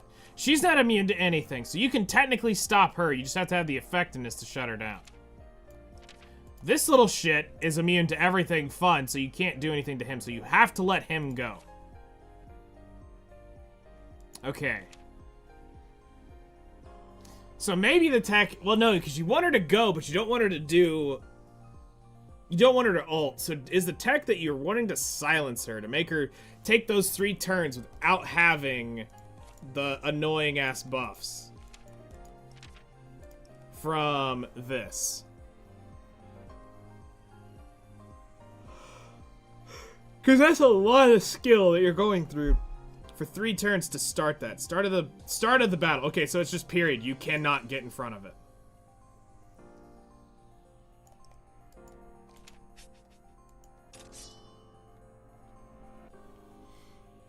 Need a tip?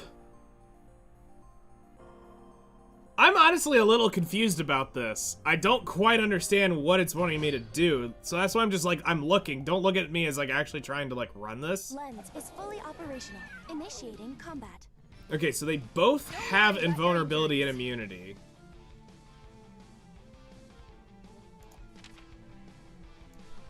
We have an irremovable bleed that we cannot get rid of, so we're always gonna have 1. Tio can cleanse off anything new. You have invulnerability for 3 turns. You have immunity to debuffs for 3 turns.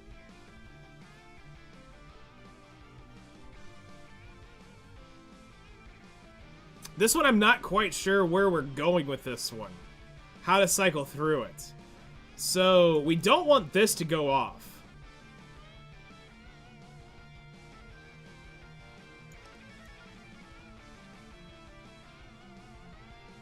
But she's gonna take that turn after these 2 go.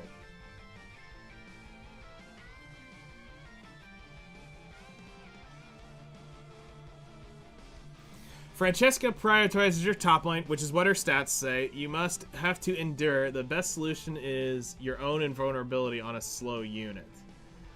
Naru can be the best option.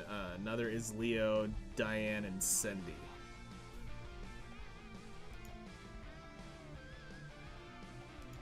Okay, I mean, that's interesting. So you take basically a Giga tank, give him immunity on a fast opener, and just tank and spank?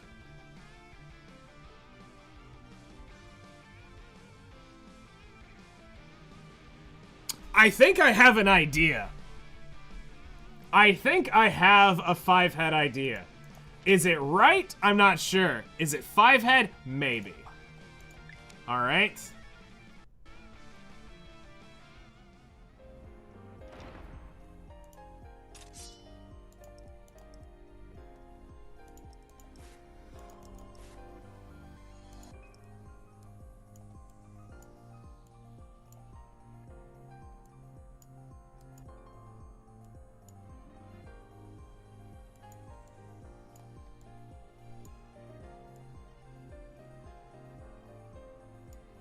Bruh, where are you?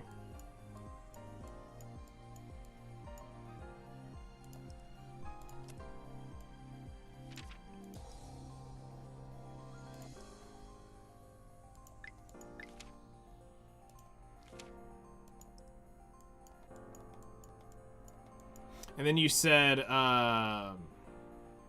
Naru? What is that, her? No.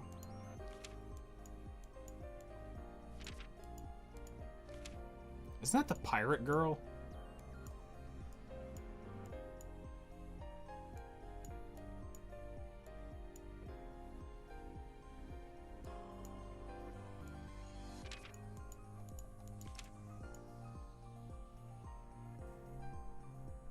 Two fire tank. Okay.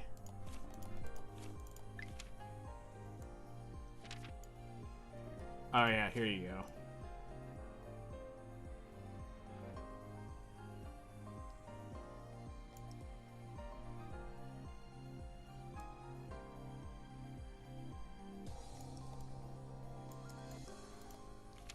All right. What I want to do is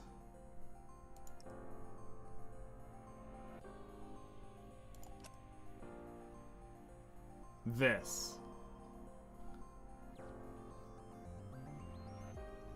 3 turns when fully upgraded.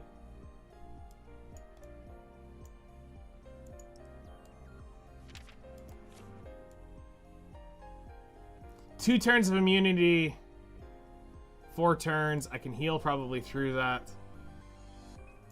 All right.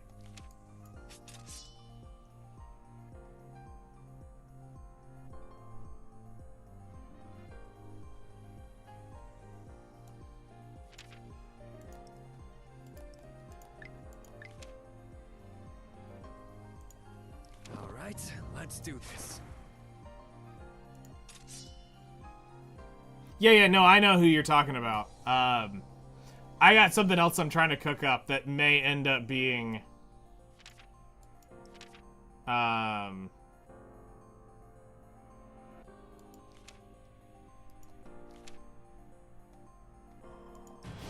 curious about this. So she's on counter. I want to see if this works. Regular hunter can. Let's proceed. Has someone hurt again already? Do no harm! Yes? My dream finally came true! What happened? Bring back my hubby! So tantalizing. Yes. Yes! This is what I crave! What should I do? Oh shit, immunity, not immortality.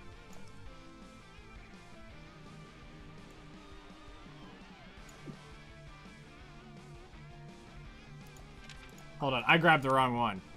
I need the immortality, not immunity. Although that will help, but I got other ideas. I meant to grab which one is it? Owned. You may be right. Naru might be the actual best, now that I think about it. Fire 2-star. Yeah, invulnerability, this may be the best. Alright, let me see. Any of the others? So if we wanted to get her up front, how would we want to do that as fast as possible?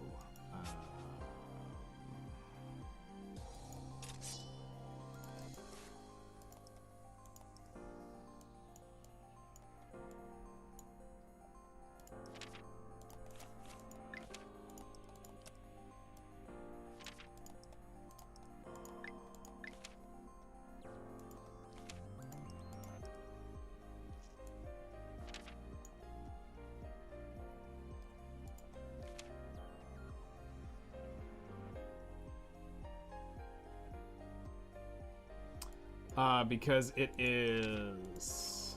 What is it? Ava is the one that does...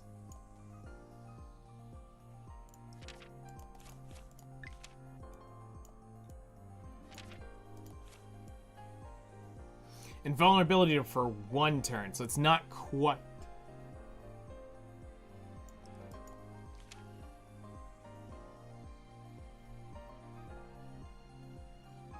Actually, this might be better.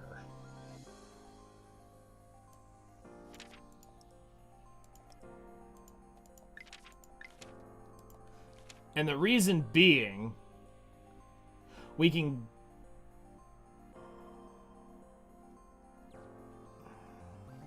kind of stack it when we need it.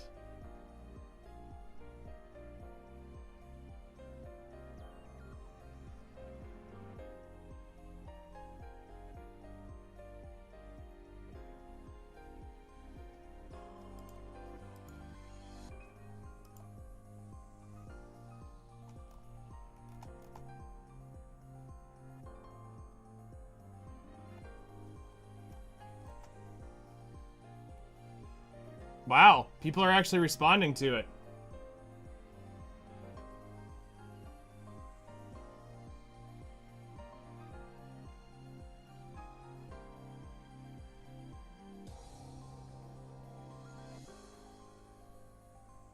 Fuck, that's cool. That's actually really cool. Alright, let's go throw her into the base real quick.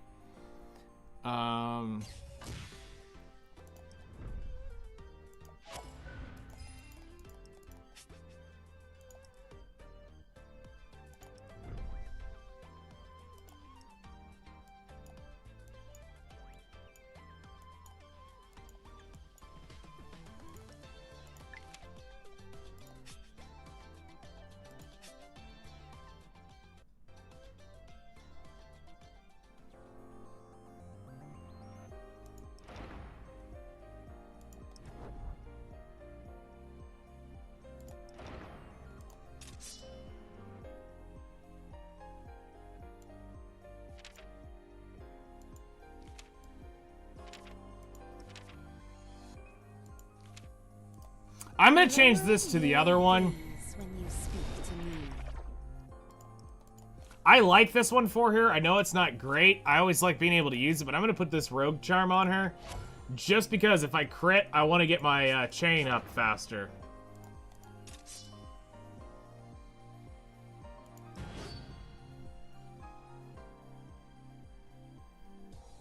I will bring victory to my master.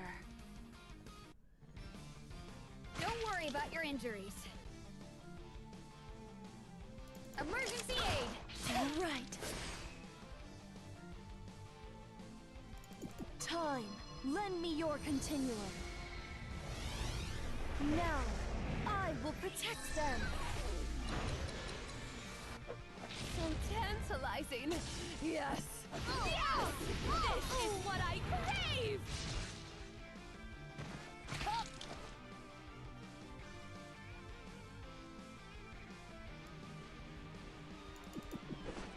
It's superhero time! How boring. An opening. Did you lower your guard? Don't worry about your injuries. Do no harm! All right. Firing my shot. I wonder what your screams sound like. Naru, kick! So tantalizing. Yes. Yes! This is what I crave! Don't worry about your injuries. Do no harm! How boring. Here I come. Spill your blood. All right. Eliminating enemies. I wonder what your screams sound like. Ah! Shriek! Scream your lungs out! Make it exciting! I'm getting the hang of it! Hurricane combination! Don't worry about your injuries. Emergency aid! I can do it. Firing my shot. Tell me, what color is your blood? How boring. Marvelous. An opening. Did you lower your guard? So tantalizing. Yes. Yes! This is what I crave! Someone hurt again already? Emergency aid! I can do it. In this moment, time bends to my will. No one dares to harm my master.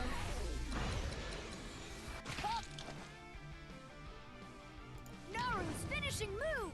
Part 1! Yeah, we'll go ahead and It's use showtime! this. 22 weakness gauge will help.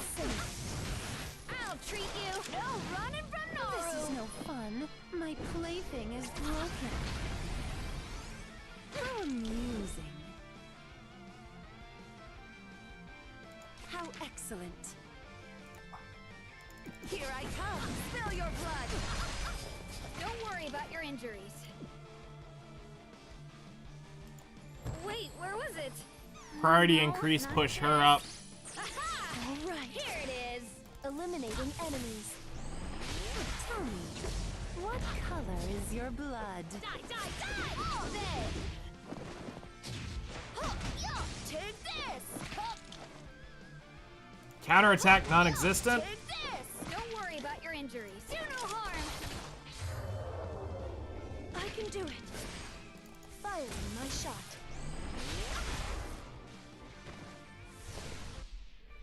That's a pretty decent team for her. We should celebrate with a banquet.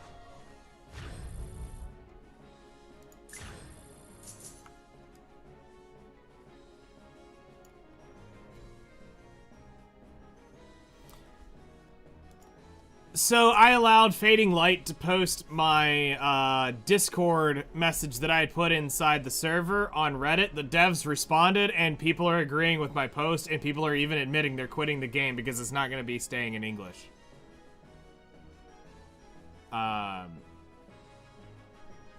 Which is kind of wild, not gonna lie.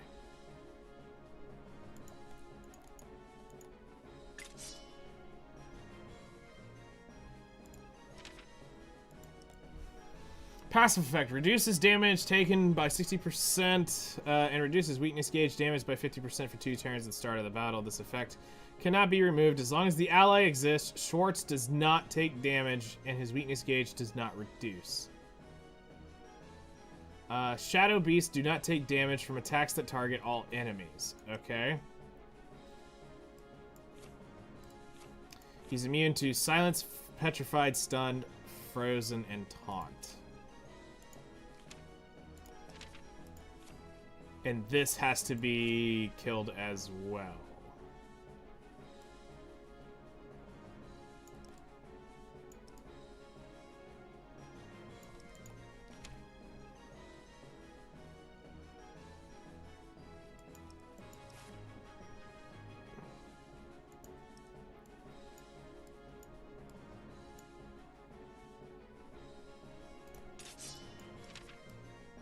Attacks the enemies and heals health by 10% for damage dealt.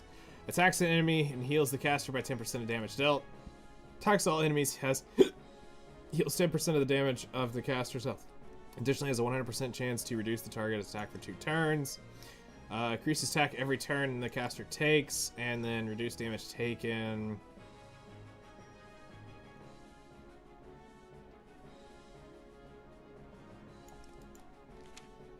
Okay.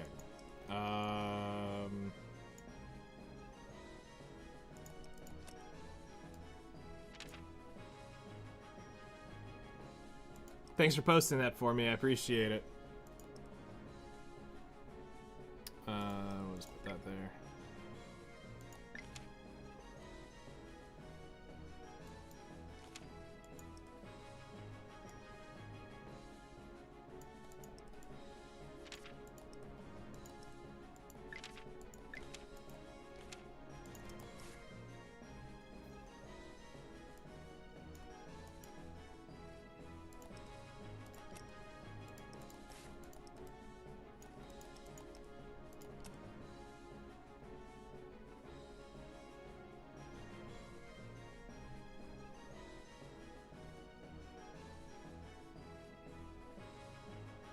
I was on my every 3-day Walmart trip, but I heard the convo about the collabs and stuff.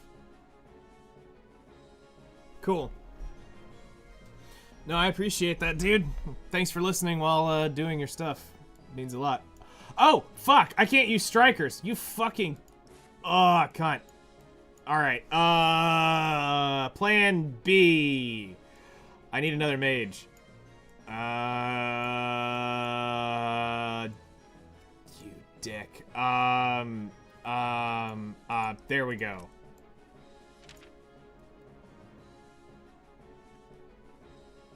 Yeah, close enough. Oh shit, you attack all enemies. Never mind, I don't want you. Mage that doesn't attack all enemies.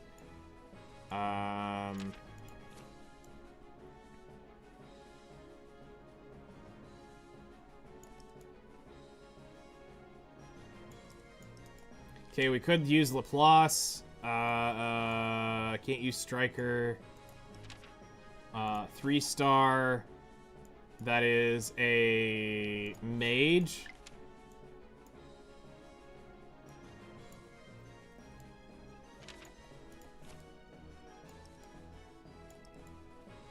Attacks all enemies, not what we want.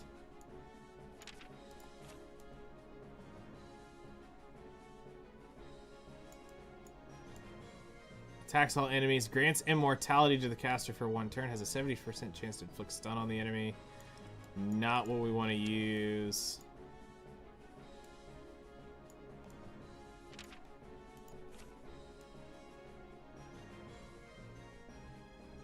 Attacks all enemies.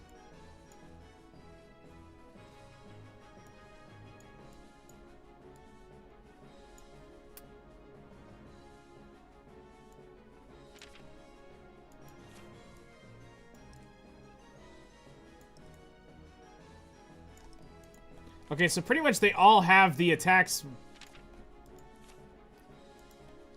Screw it. I'm gonna try it and see what happens. Let's see. Can I defense break you? Or are you immune to it? No, you're not immune to defense break. Your resistance is 192. I don't know if I can... I don't know. We'll try.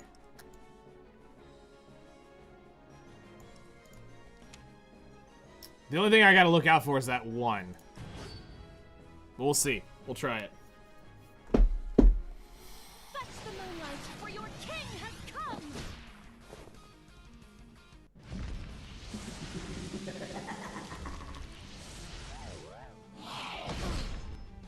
Shall we?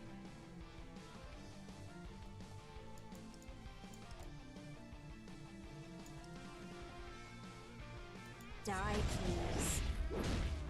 I'm up. I pray to you with all my heart. Be our salvation. Don't worry about your injuries. Emergency aid! So, You've decided? With the fall of a star, commence!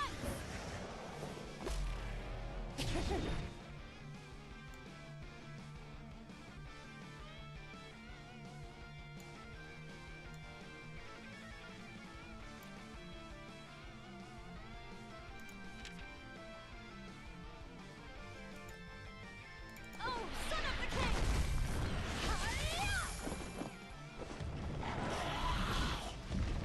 I'm up. Exploding light. Shall we? Oh shit, we can now finally go for him. The underworld Please, is my please, home. just do your fucking My job. side is the I beg you. rivers. May death equalize all. Shall we? All right. Very well.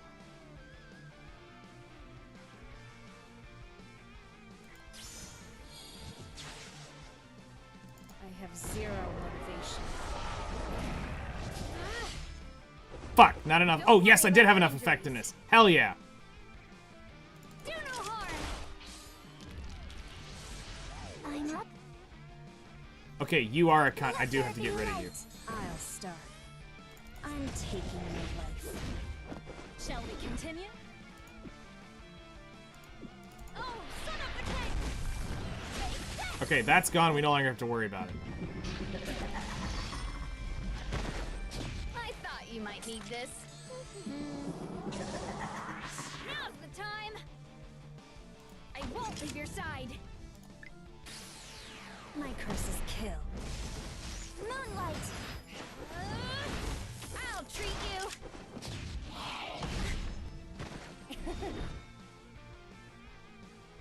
Exalt Ars Nova! You've decided? I'm gonna be real. I think they're digging a grave.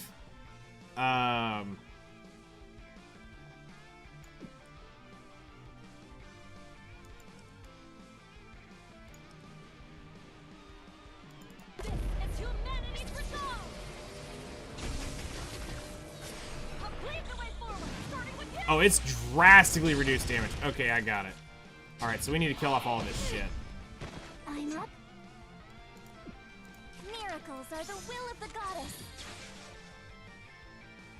Light's blessing. Shall we? I'm taking your life. Don't worry about your injuries.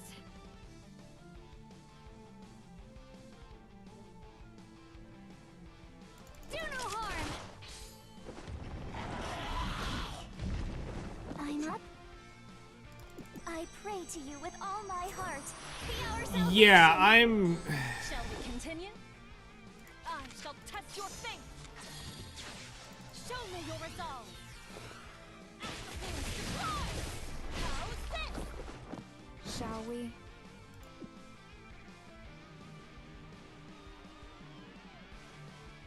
Screw it. I'm gonna take the hit just to debuff them all. Your sanctuary, because nobody lives forever. I've never been in a team fight. All right, very well.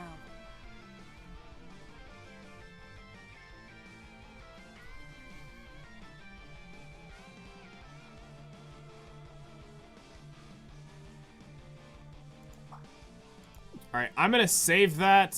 I don't have the... I don't have the ability to steal his buff, or else I would take it. So I'm gonna go... Taking your life. Now's the time! Leave it to No, not this. Aha! Here it is! A revelation from above. Let's work together. Exploding light. I've never been in a team fight. I don't want to do this. Okay, I have the AP for when it comes back around. I'm taking your life. Give it our all!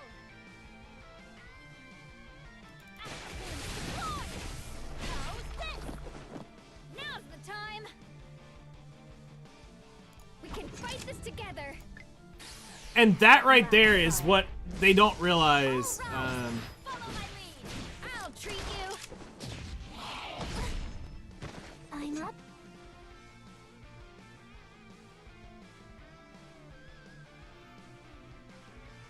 In reality, most players have been playing with the Japanese voice enabled, so we've been treating the Japanese voice track as the original standard.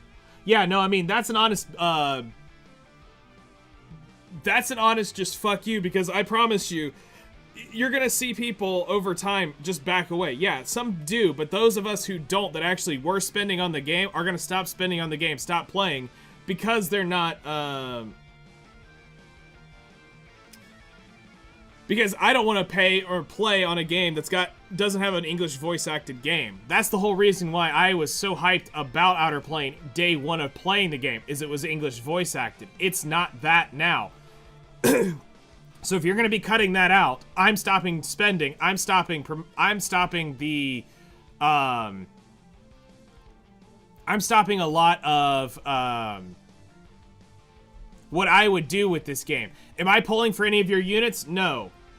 Am I pulling for any of the, am I spending any money on any of the new units? No. The only time you will get money out of me would be on old units. Nothing from the server merger forward will I ever pull on. And I will tell them that. I will not be the only one. There will be people, doesn't mean it's more than one, will agree that from server transfer on, we're not spending money on new characters if you're not putting the English voices on it. We're not going to play that game. We will play with the original English voices until you EOS or you add the English voices back, and then we'll pull and play on them. I don't give a shit how cracked their kits are. I will play with the original account up to service transfer. Miracles are the will of the goddess. So... Strength and alacrity. Shall we? All right, very well. I would prefer not to. I don't like the sound of screaming. I'm taking your life. Give it our all! I shall test your fate! Place your fate on the line! How's this? Now's the time! We can fight this together! My curse is kill. All rise. Exceed our boundaries! This should do it. I pray to the goddess. Exploding light. So, You've decided? For your king! Vanquish! I might be in danger. The underworld is my home, and my side is the Reapers. May death equalize all. I might be in danger. Die, please. I pray to the goddess. I have to do I this, pray no to matter you with what. all my heart. Be our salvation. Now's the time! Leave it to me! Wait, where was it? No, not this. Aha! Give it our all! Here it is! How's this? A revelation from above. Come together in prayer. My curse is kill. All rise. Follow my lead! Show me the way forward, my premier.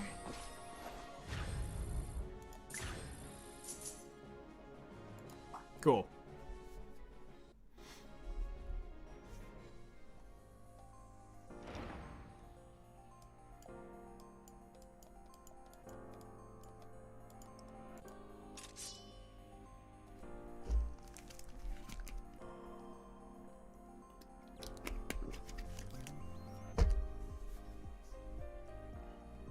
Okay, can't use mages now.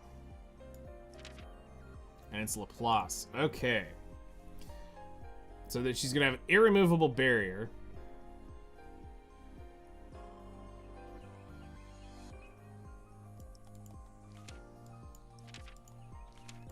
Alright, let's just remove them so we can see how this match starts out real quick, and then we'll work on what clusterfuck do we want to undo here.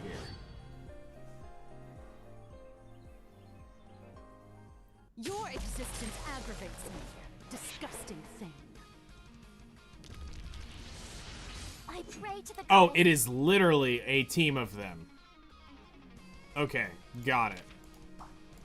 That's how that actually was looking. I was trying to figure out exactly what that was trying to say there. Okay, so it's an entire team of y'all.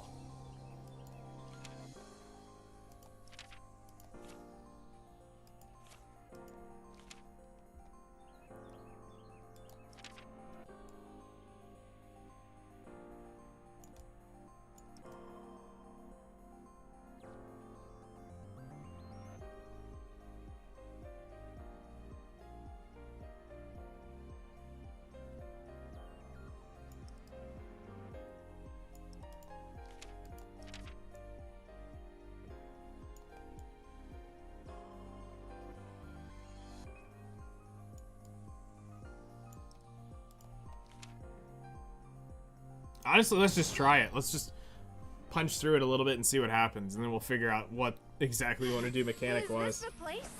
Oh, I made it. I'm up.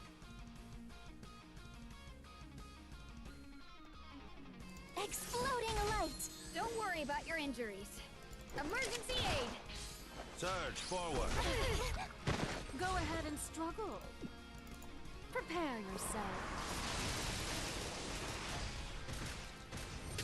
The heart of winter is cold as ice. Erupt forward.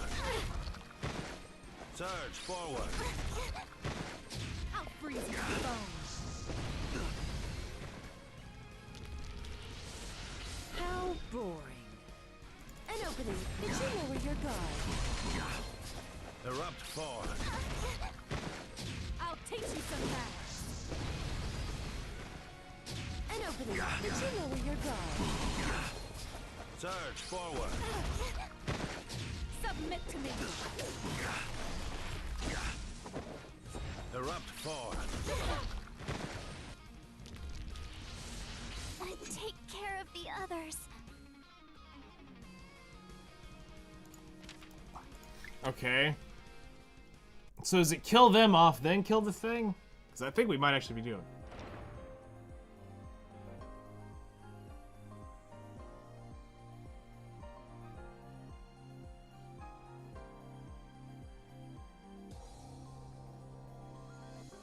New York really elected that dude? What the hell is going on down there, guys? What guy?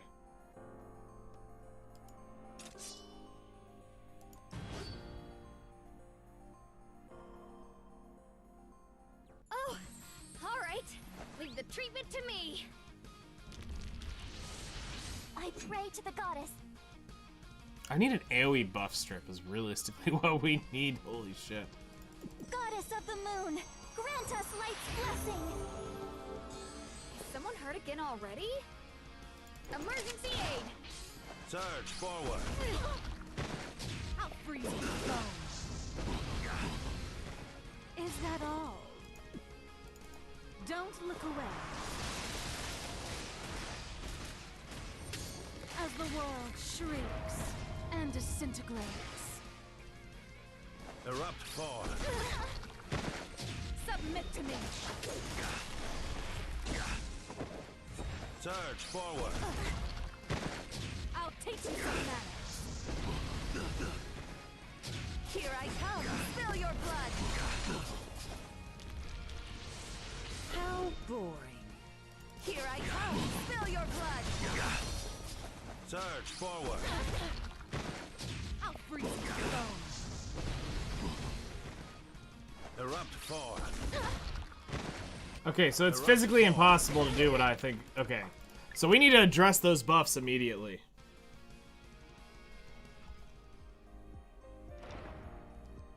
We need to address those buffs immediately. So if we want to get past that, we need something that can strip 150 resilience. That's not a mage.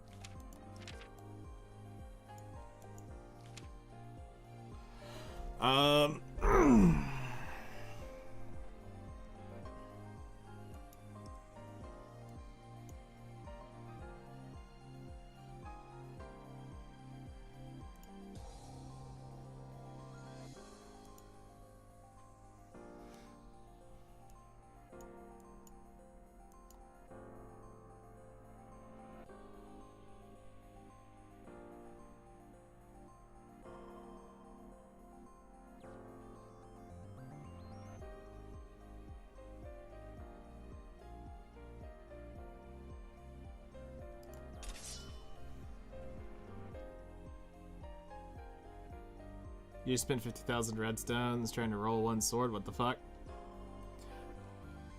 That's brutal. That's honestly absolutely brutal.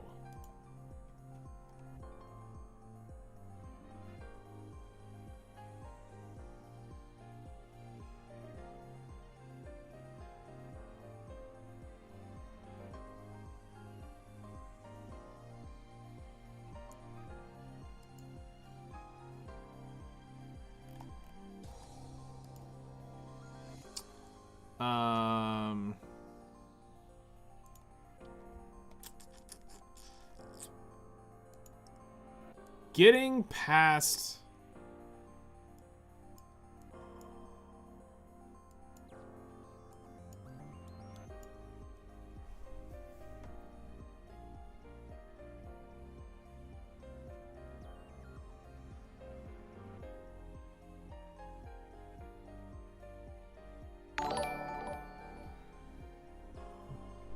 Sosa, thank you for subscribing. They didn't just fuck up the English voice acting. There's a ton of typos, especially on the new event. And look at Sigma. It was shock before. Now the language fix. It's still electrocution. Interesting. How do we want to get through this?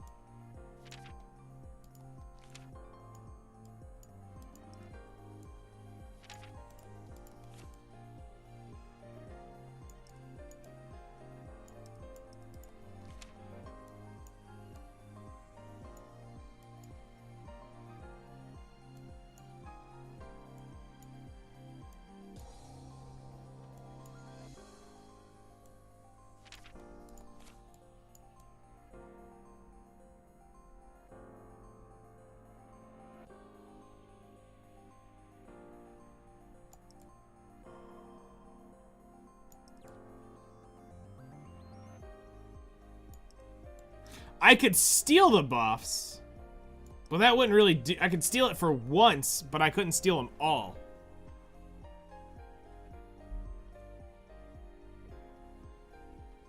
Yeah, it'll increase your chain point gain, which is very helpful. God, this is where you gotta know your units.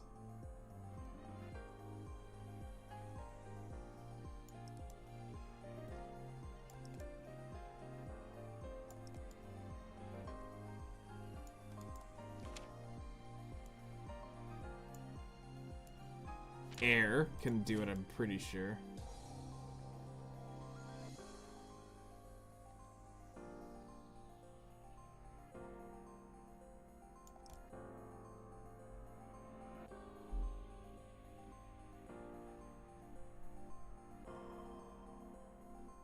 So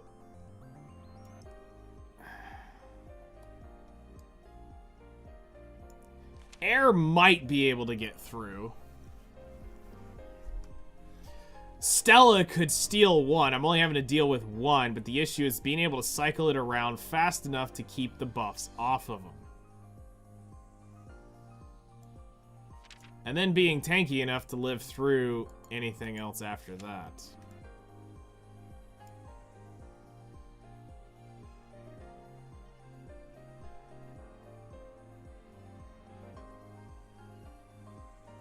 And still be able to beat the boss. Because this isn't even in the getting to the... We gotta get to the boss. We gotta beat Laplace.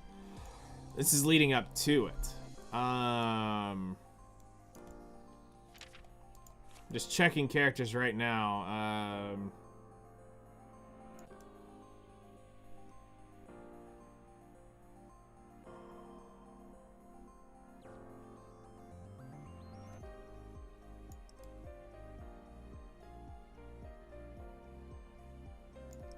It's not really it either. I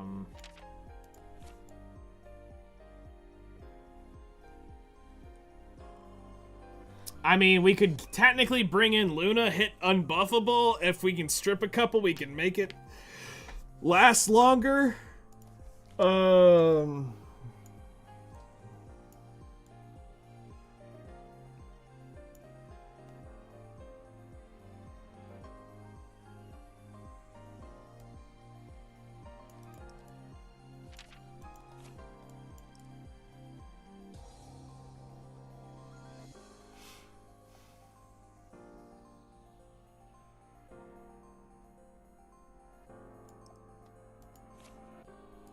I'm actually kind of mass buff removal. D Valda. Valda. Okay, mass buff removal is her. Okay, let's take a look at your kit.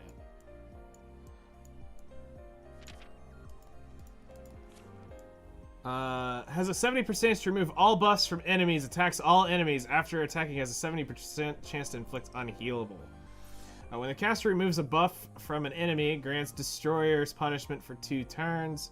Trigger effect when the caster attacks has a chance to use Heavy Metal Raptor, excluding skill chains. Okay. Attacks an enemy has a 20% chance to use the ultimate to increase ultimate skill cooldowns by 1 turn. This is gonna be bollocks. Okay, that is technically tech that could work. I just don't know how it would work through the rest of the fight. But that is something that can be done. I'm trying to do this. Let's see if I can do this without having to grab so many demis. Because also the idea is that when we come back through, we can make a video on, you know, helping people out with each and every single one of the towers at some point. If need be, and...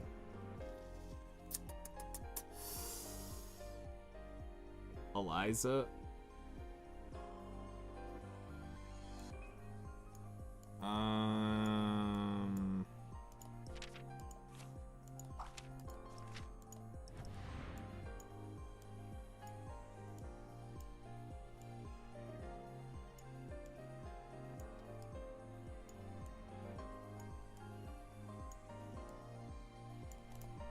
Wonderful. Are you here to have a royal audience with me? Removes 1 buff from all enemies and then attacks them.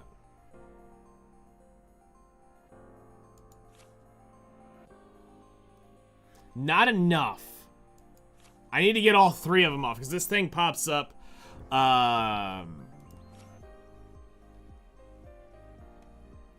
Okay, I can remove 2 buffs. There's 3 buffs I need to take off. So that's...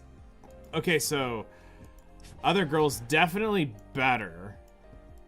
I'm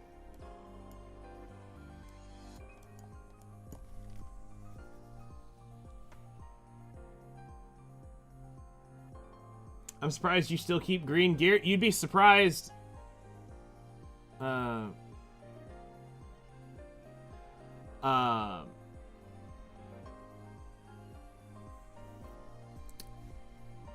you have to realize my account is paused after 6 months, or after around 6 to 8 months of the original account. Where we were at in terms of progression, it was, red gear was not that common when I was playing. Red gear was kind of that fantasy thing that you didn't really get too often.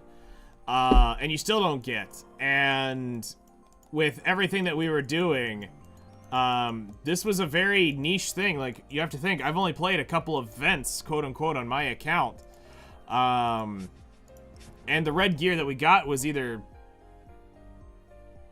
shit, or it wasn't rollable. I mean, at the time, you couldn't do it. So, I mean, your main source of income was green gear, or blues were quite the upgrade for you. So to have full red gear would mean you would have had to play a lot more than I did at the time.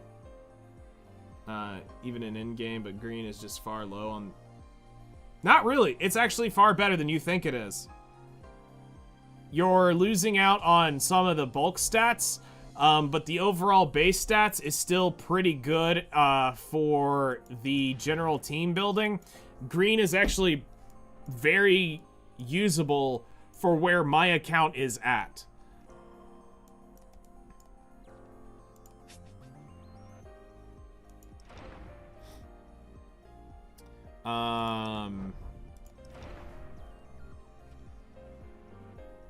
Like, you gotta remember, my account is not where you think it is.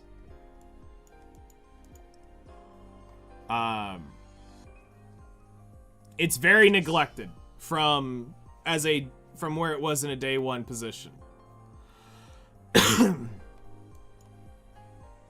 But we didn't have all the privileges and all of the... at the time, it was also a lot of 5-star gear they were giving away, and I did not level up 5-star gear. If it wasn't 6-star, it was not getting leveled up. Outside of the event stuff. We leveled up a few of it, but the rest we just ended up recycling away. Because it was far too rare to get a hold of the Reforge mats to even try. Like, we could do maybe a red piece maybe twice a month. We could try actually going after. That's how bad it was at the beginning of the game. We could not get reds leveled up. Unless you were spending money or degenerately farming hunts, you could not get red gear leveled up. So the reds that we do have were either shit or just not great. I mean, there's stuff in here. We can go clean some of it out. Some of it's absolute hot shit and needs to be deleted. But at some point, we'll go through and do a full gear run on it to clean up the inventory, because we're at 750 pieces of gear and 85% of it's absolute shit you would never roll. I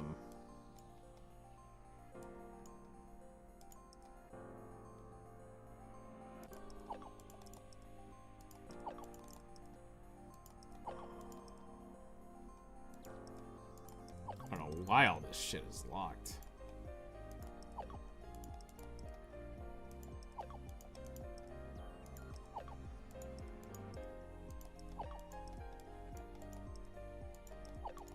Clean that out.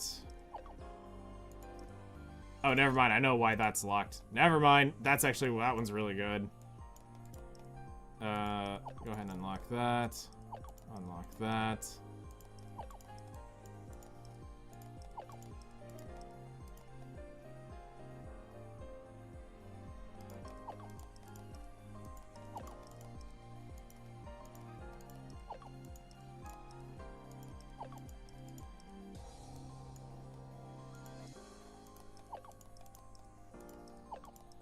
Oh, no, never mind. I know why those are locked. Those are locked because of the 18.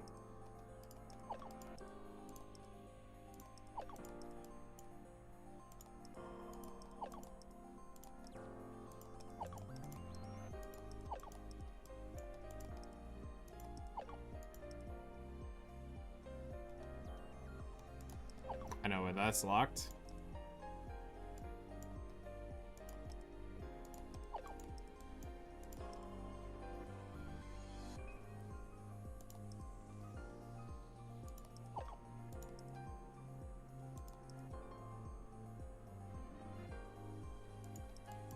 cool. So...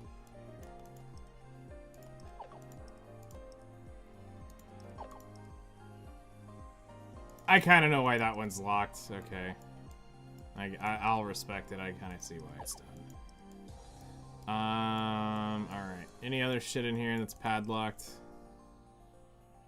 Yeah, that can come off.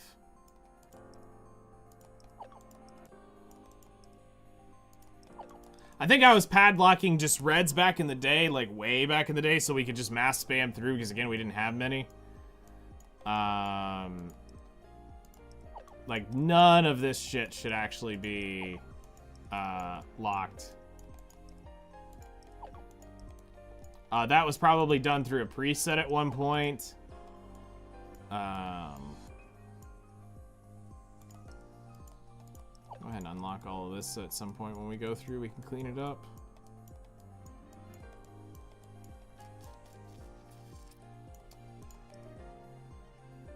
$18 speed helm. That's why we locked it. That's why we locked that. Go ahead, reduce that. Reduce that. Go in here. Don't really see any more padlocks. I think it's time to let go of the original gear when that comes time. The original speed gear that got Valentine off the ground. Take forever to finish. I need to keep going back in after each run. I personally haven't dug too deep into it. Still, crafting remains the best chance. That means grind. Yes, but you also have to understand is crafting is fucking also just as toxic as it is getting the materials. For as you go over to Kate's workshop, you have so if we look at just grinding the armor for Chimera, you're looking at a guarantee. To do a guaranteed is 84 per run. You also have to have, if you're not going to guarantee it and you're going to just dice it, you have a 5% with this, or a 17% chance to run it, but you're still going to have a 40% chance to get absolutely trashed from this. And that's what we were doing, is running this at 160 per pop, but it's also 1.3 million per craft. In the last 6 days, I have burned almost 100 million gold grinding. So, this is a lot harder to get good gear. And with bad RNG, it definitely adds up. When you don't have the abrasive, and you're just chasing the epics, this helps. But again, you're spending 1.3 million per craft each time it goes up.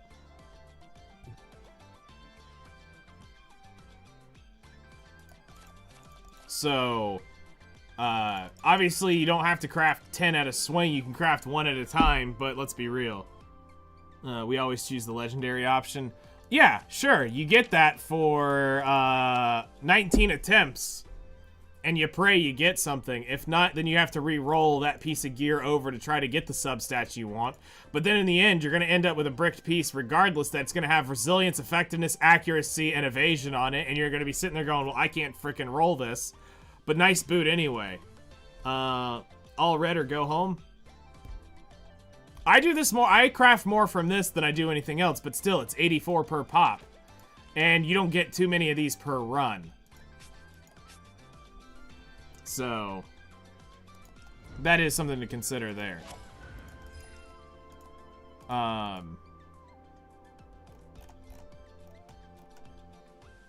So...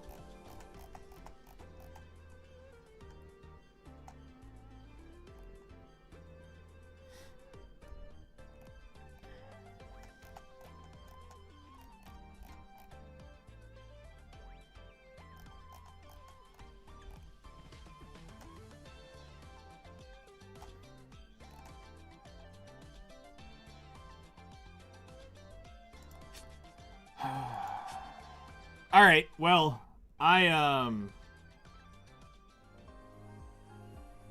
I mean, you'll never have enough gold. That's a guarantee. Oh, trust me, I know. As somebody who literally had 140 mil of it, I know exactly. You're never gonna have enough gold. This is the, this is one of the biggest sinks in the game, is going for that. That has definitely been one of the punishing things here.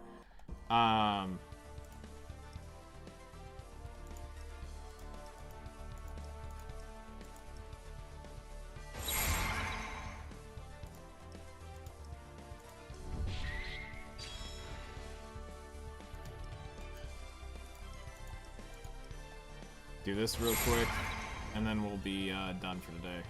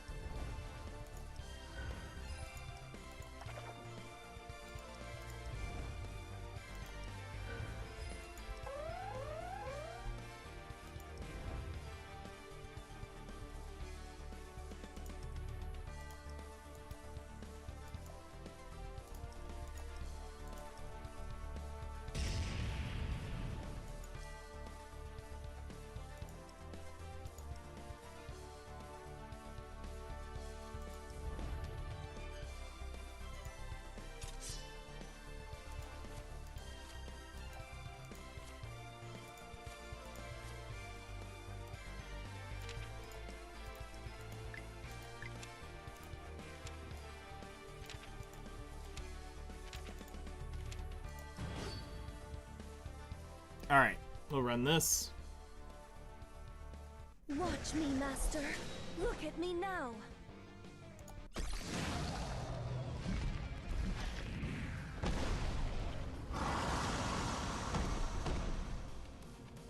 Alright, let's test our luck. I send my guests off properly! The underworld is my home, and my side is the Reapers. May death equalize all. Necromancers control death.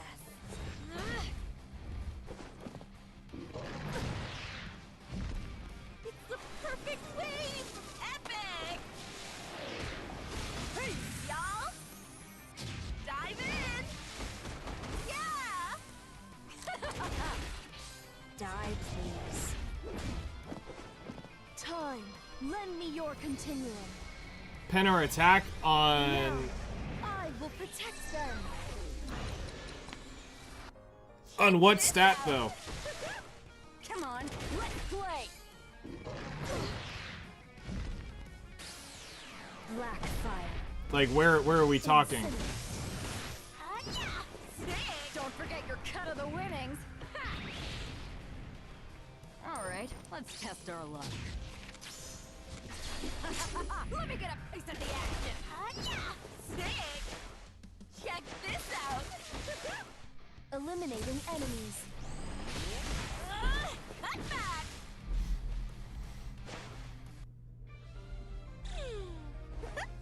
Well, time to head back! Okay, but I'm saying, like, what piece? What piece are you talking about? I assume the necklace?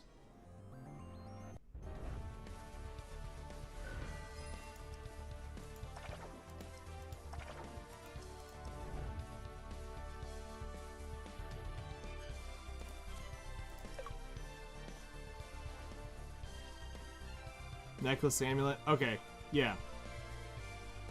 That's probably one of the better ones. I'm normally a fan of whatever gets the most damage to it, but I don't have the resources to give that information right now on true damage calculations.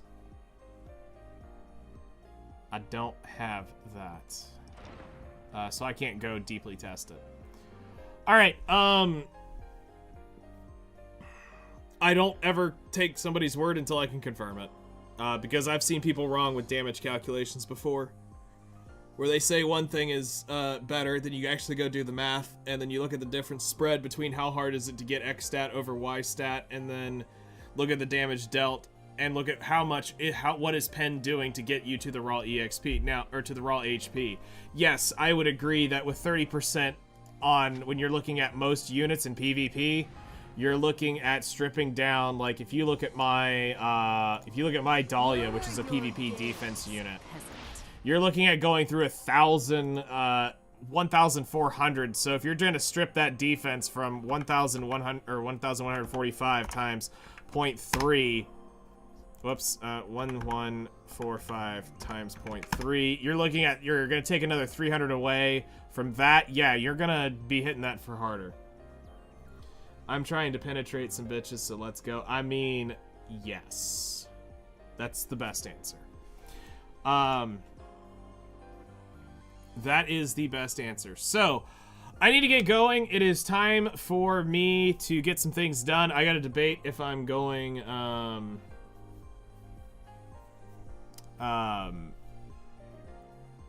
gotta debate if I'm gonna respond to this on Reddit, which means I gotta go create a Reddit account. And write that up. I've got to get the video done today. I've got some other shit I need to go take care of before dinner tonight. So, I'm going to go ahead and wrap up here. Don't know what tonight's going to be, if it's going to end up being a Battlefield night or a Outerplane night or a Weathering Waves night. I don't have the answer to that yet. But we will be back hopefully later tonight, as long as nothing comes up. I appreciate you all coming out. Again, just want to say thanks again for the third time for helping get that stupid YouTube partnership. This time I will make sure it doesn't slip away. But thankfully, I think with streaming, we never will have to worry about that. That was one of the issues back then, was there was nothing going up to YouTube, but at least streaming, there is a video being uploaded twice a day right now. So we'll see how that goes. But yeah, we got YouTube partner again. Hooray! Fucking cunts. YouTube is a pain in the ass. But again, I appreciate it. Memberships are now live again, so those of you who did have it at some point or another can now get them again. And I appreciate it. We've got a role on Discord for it, so as long as you're on the Discord with the same email linked up to the membership, you can also get that role there. Now that I know what it's like to be a weakling. And yeah, I appreciate you all. You take care, and I'll see you guys later.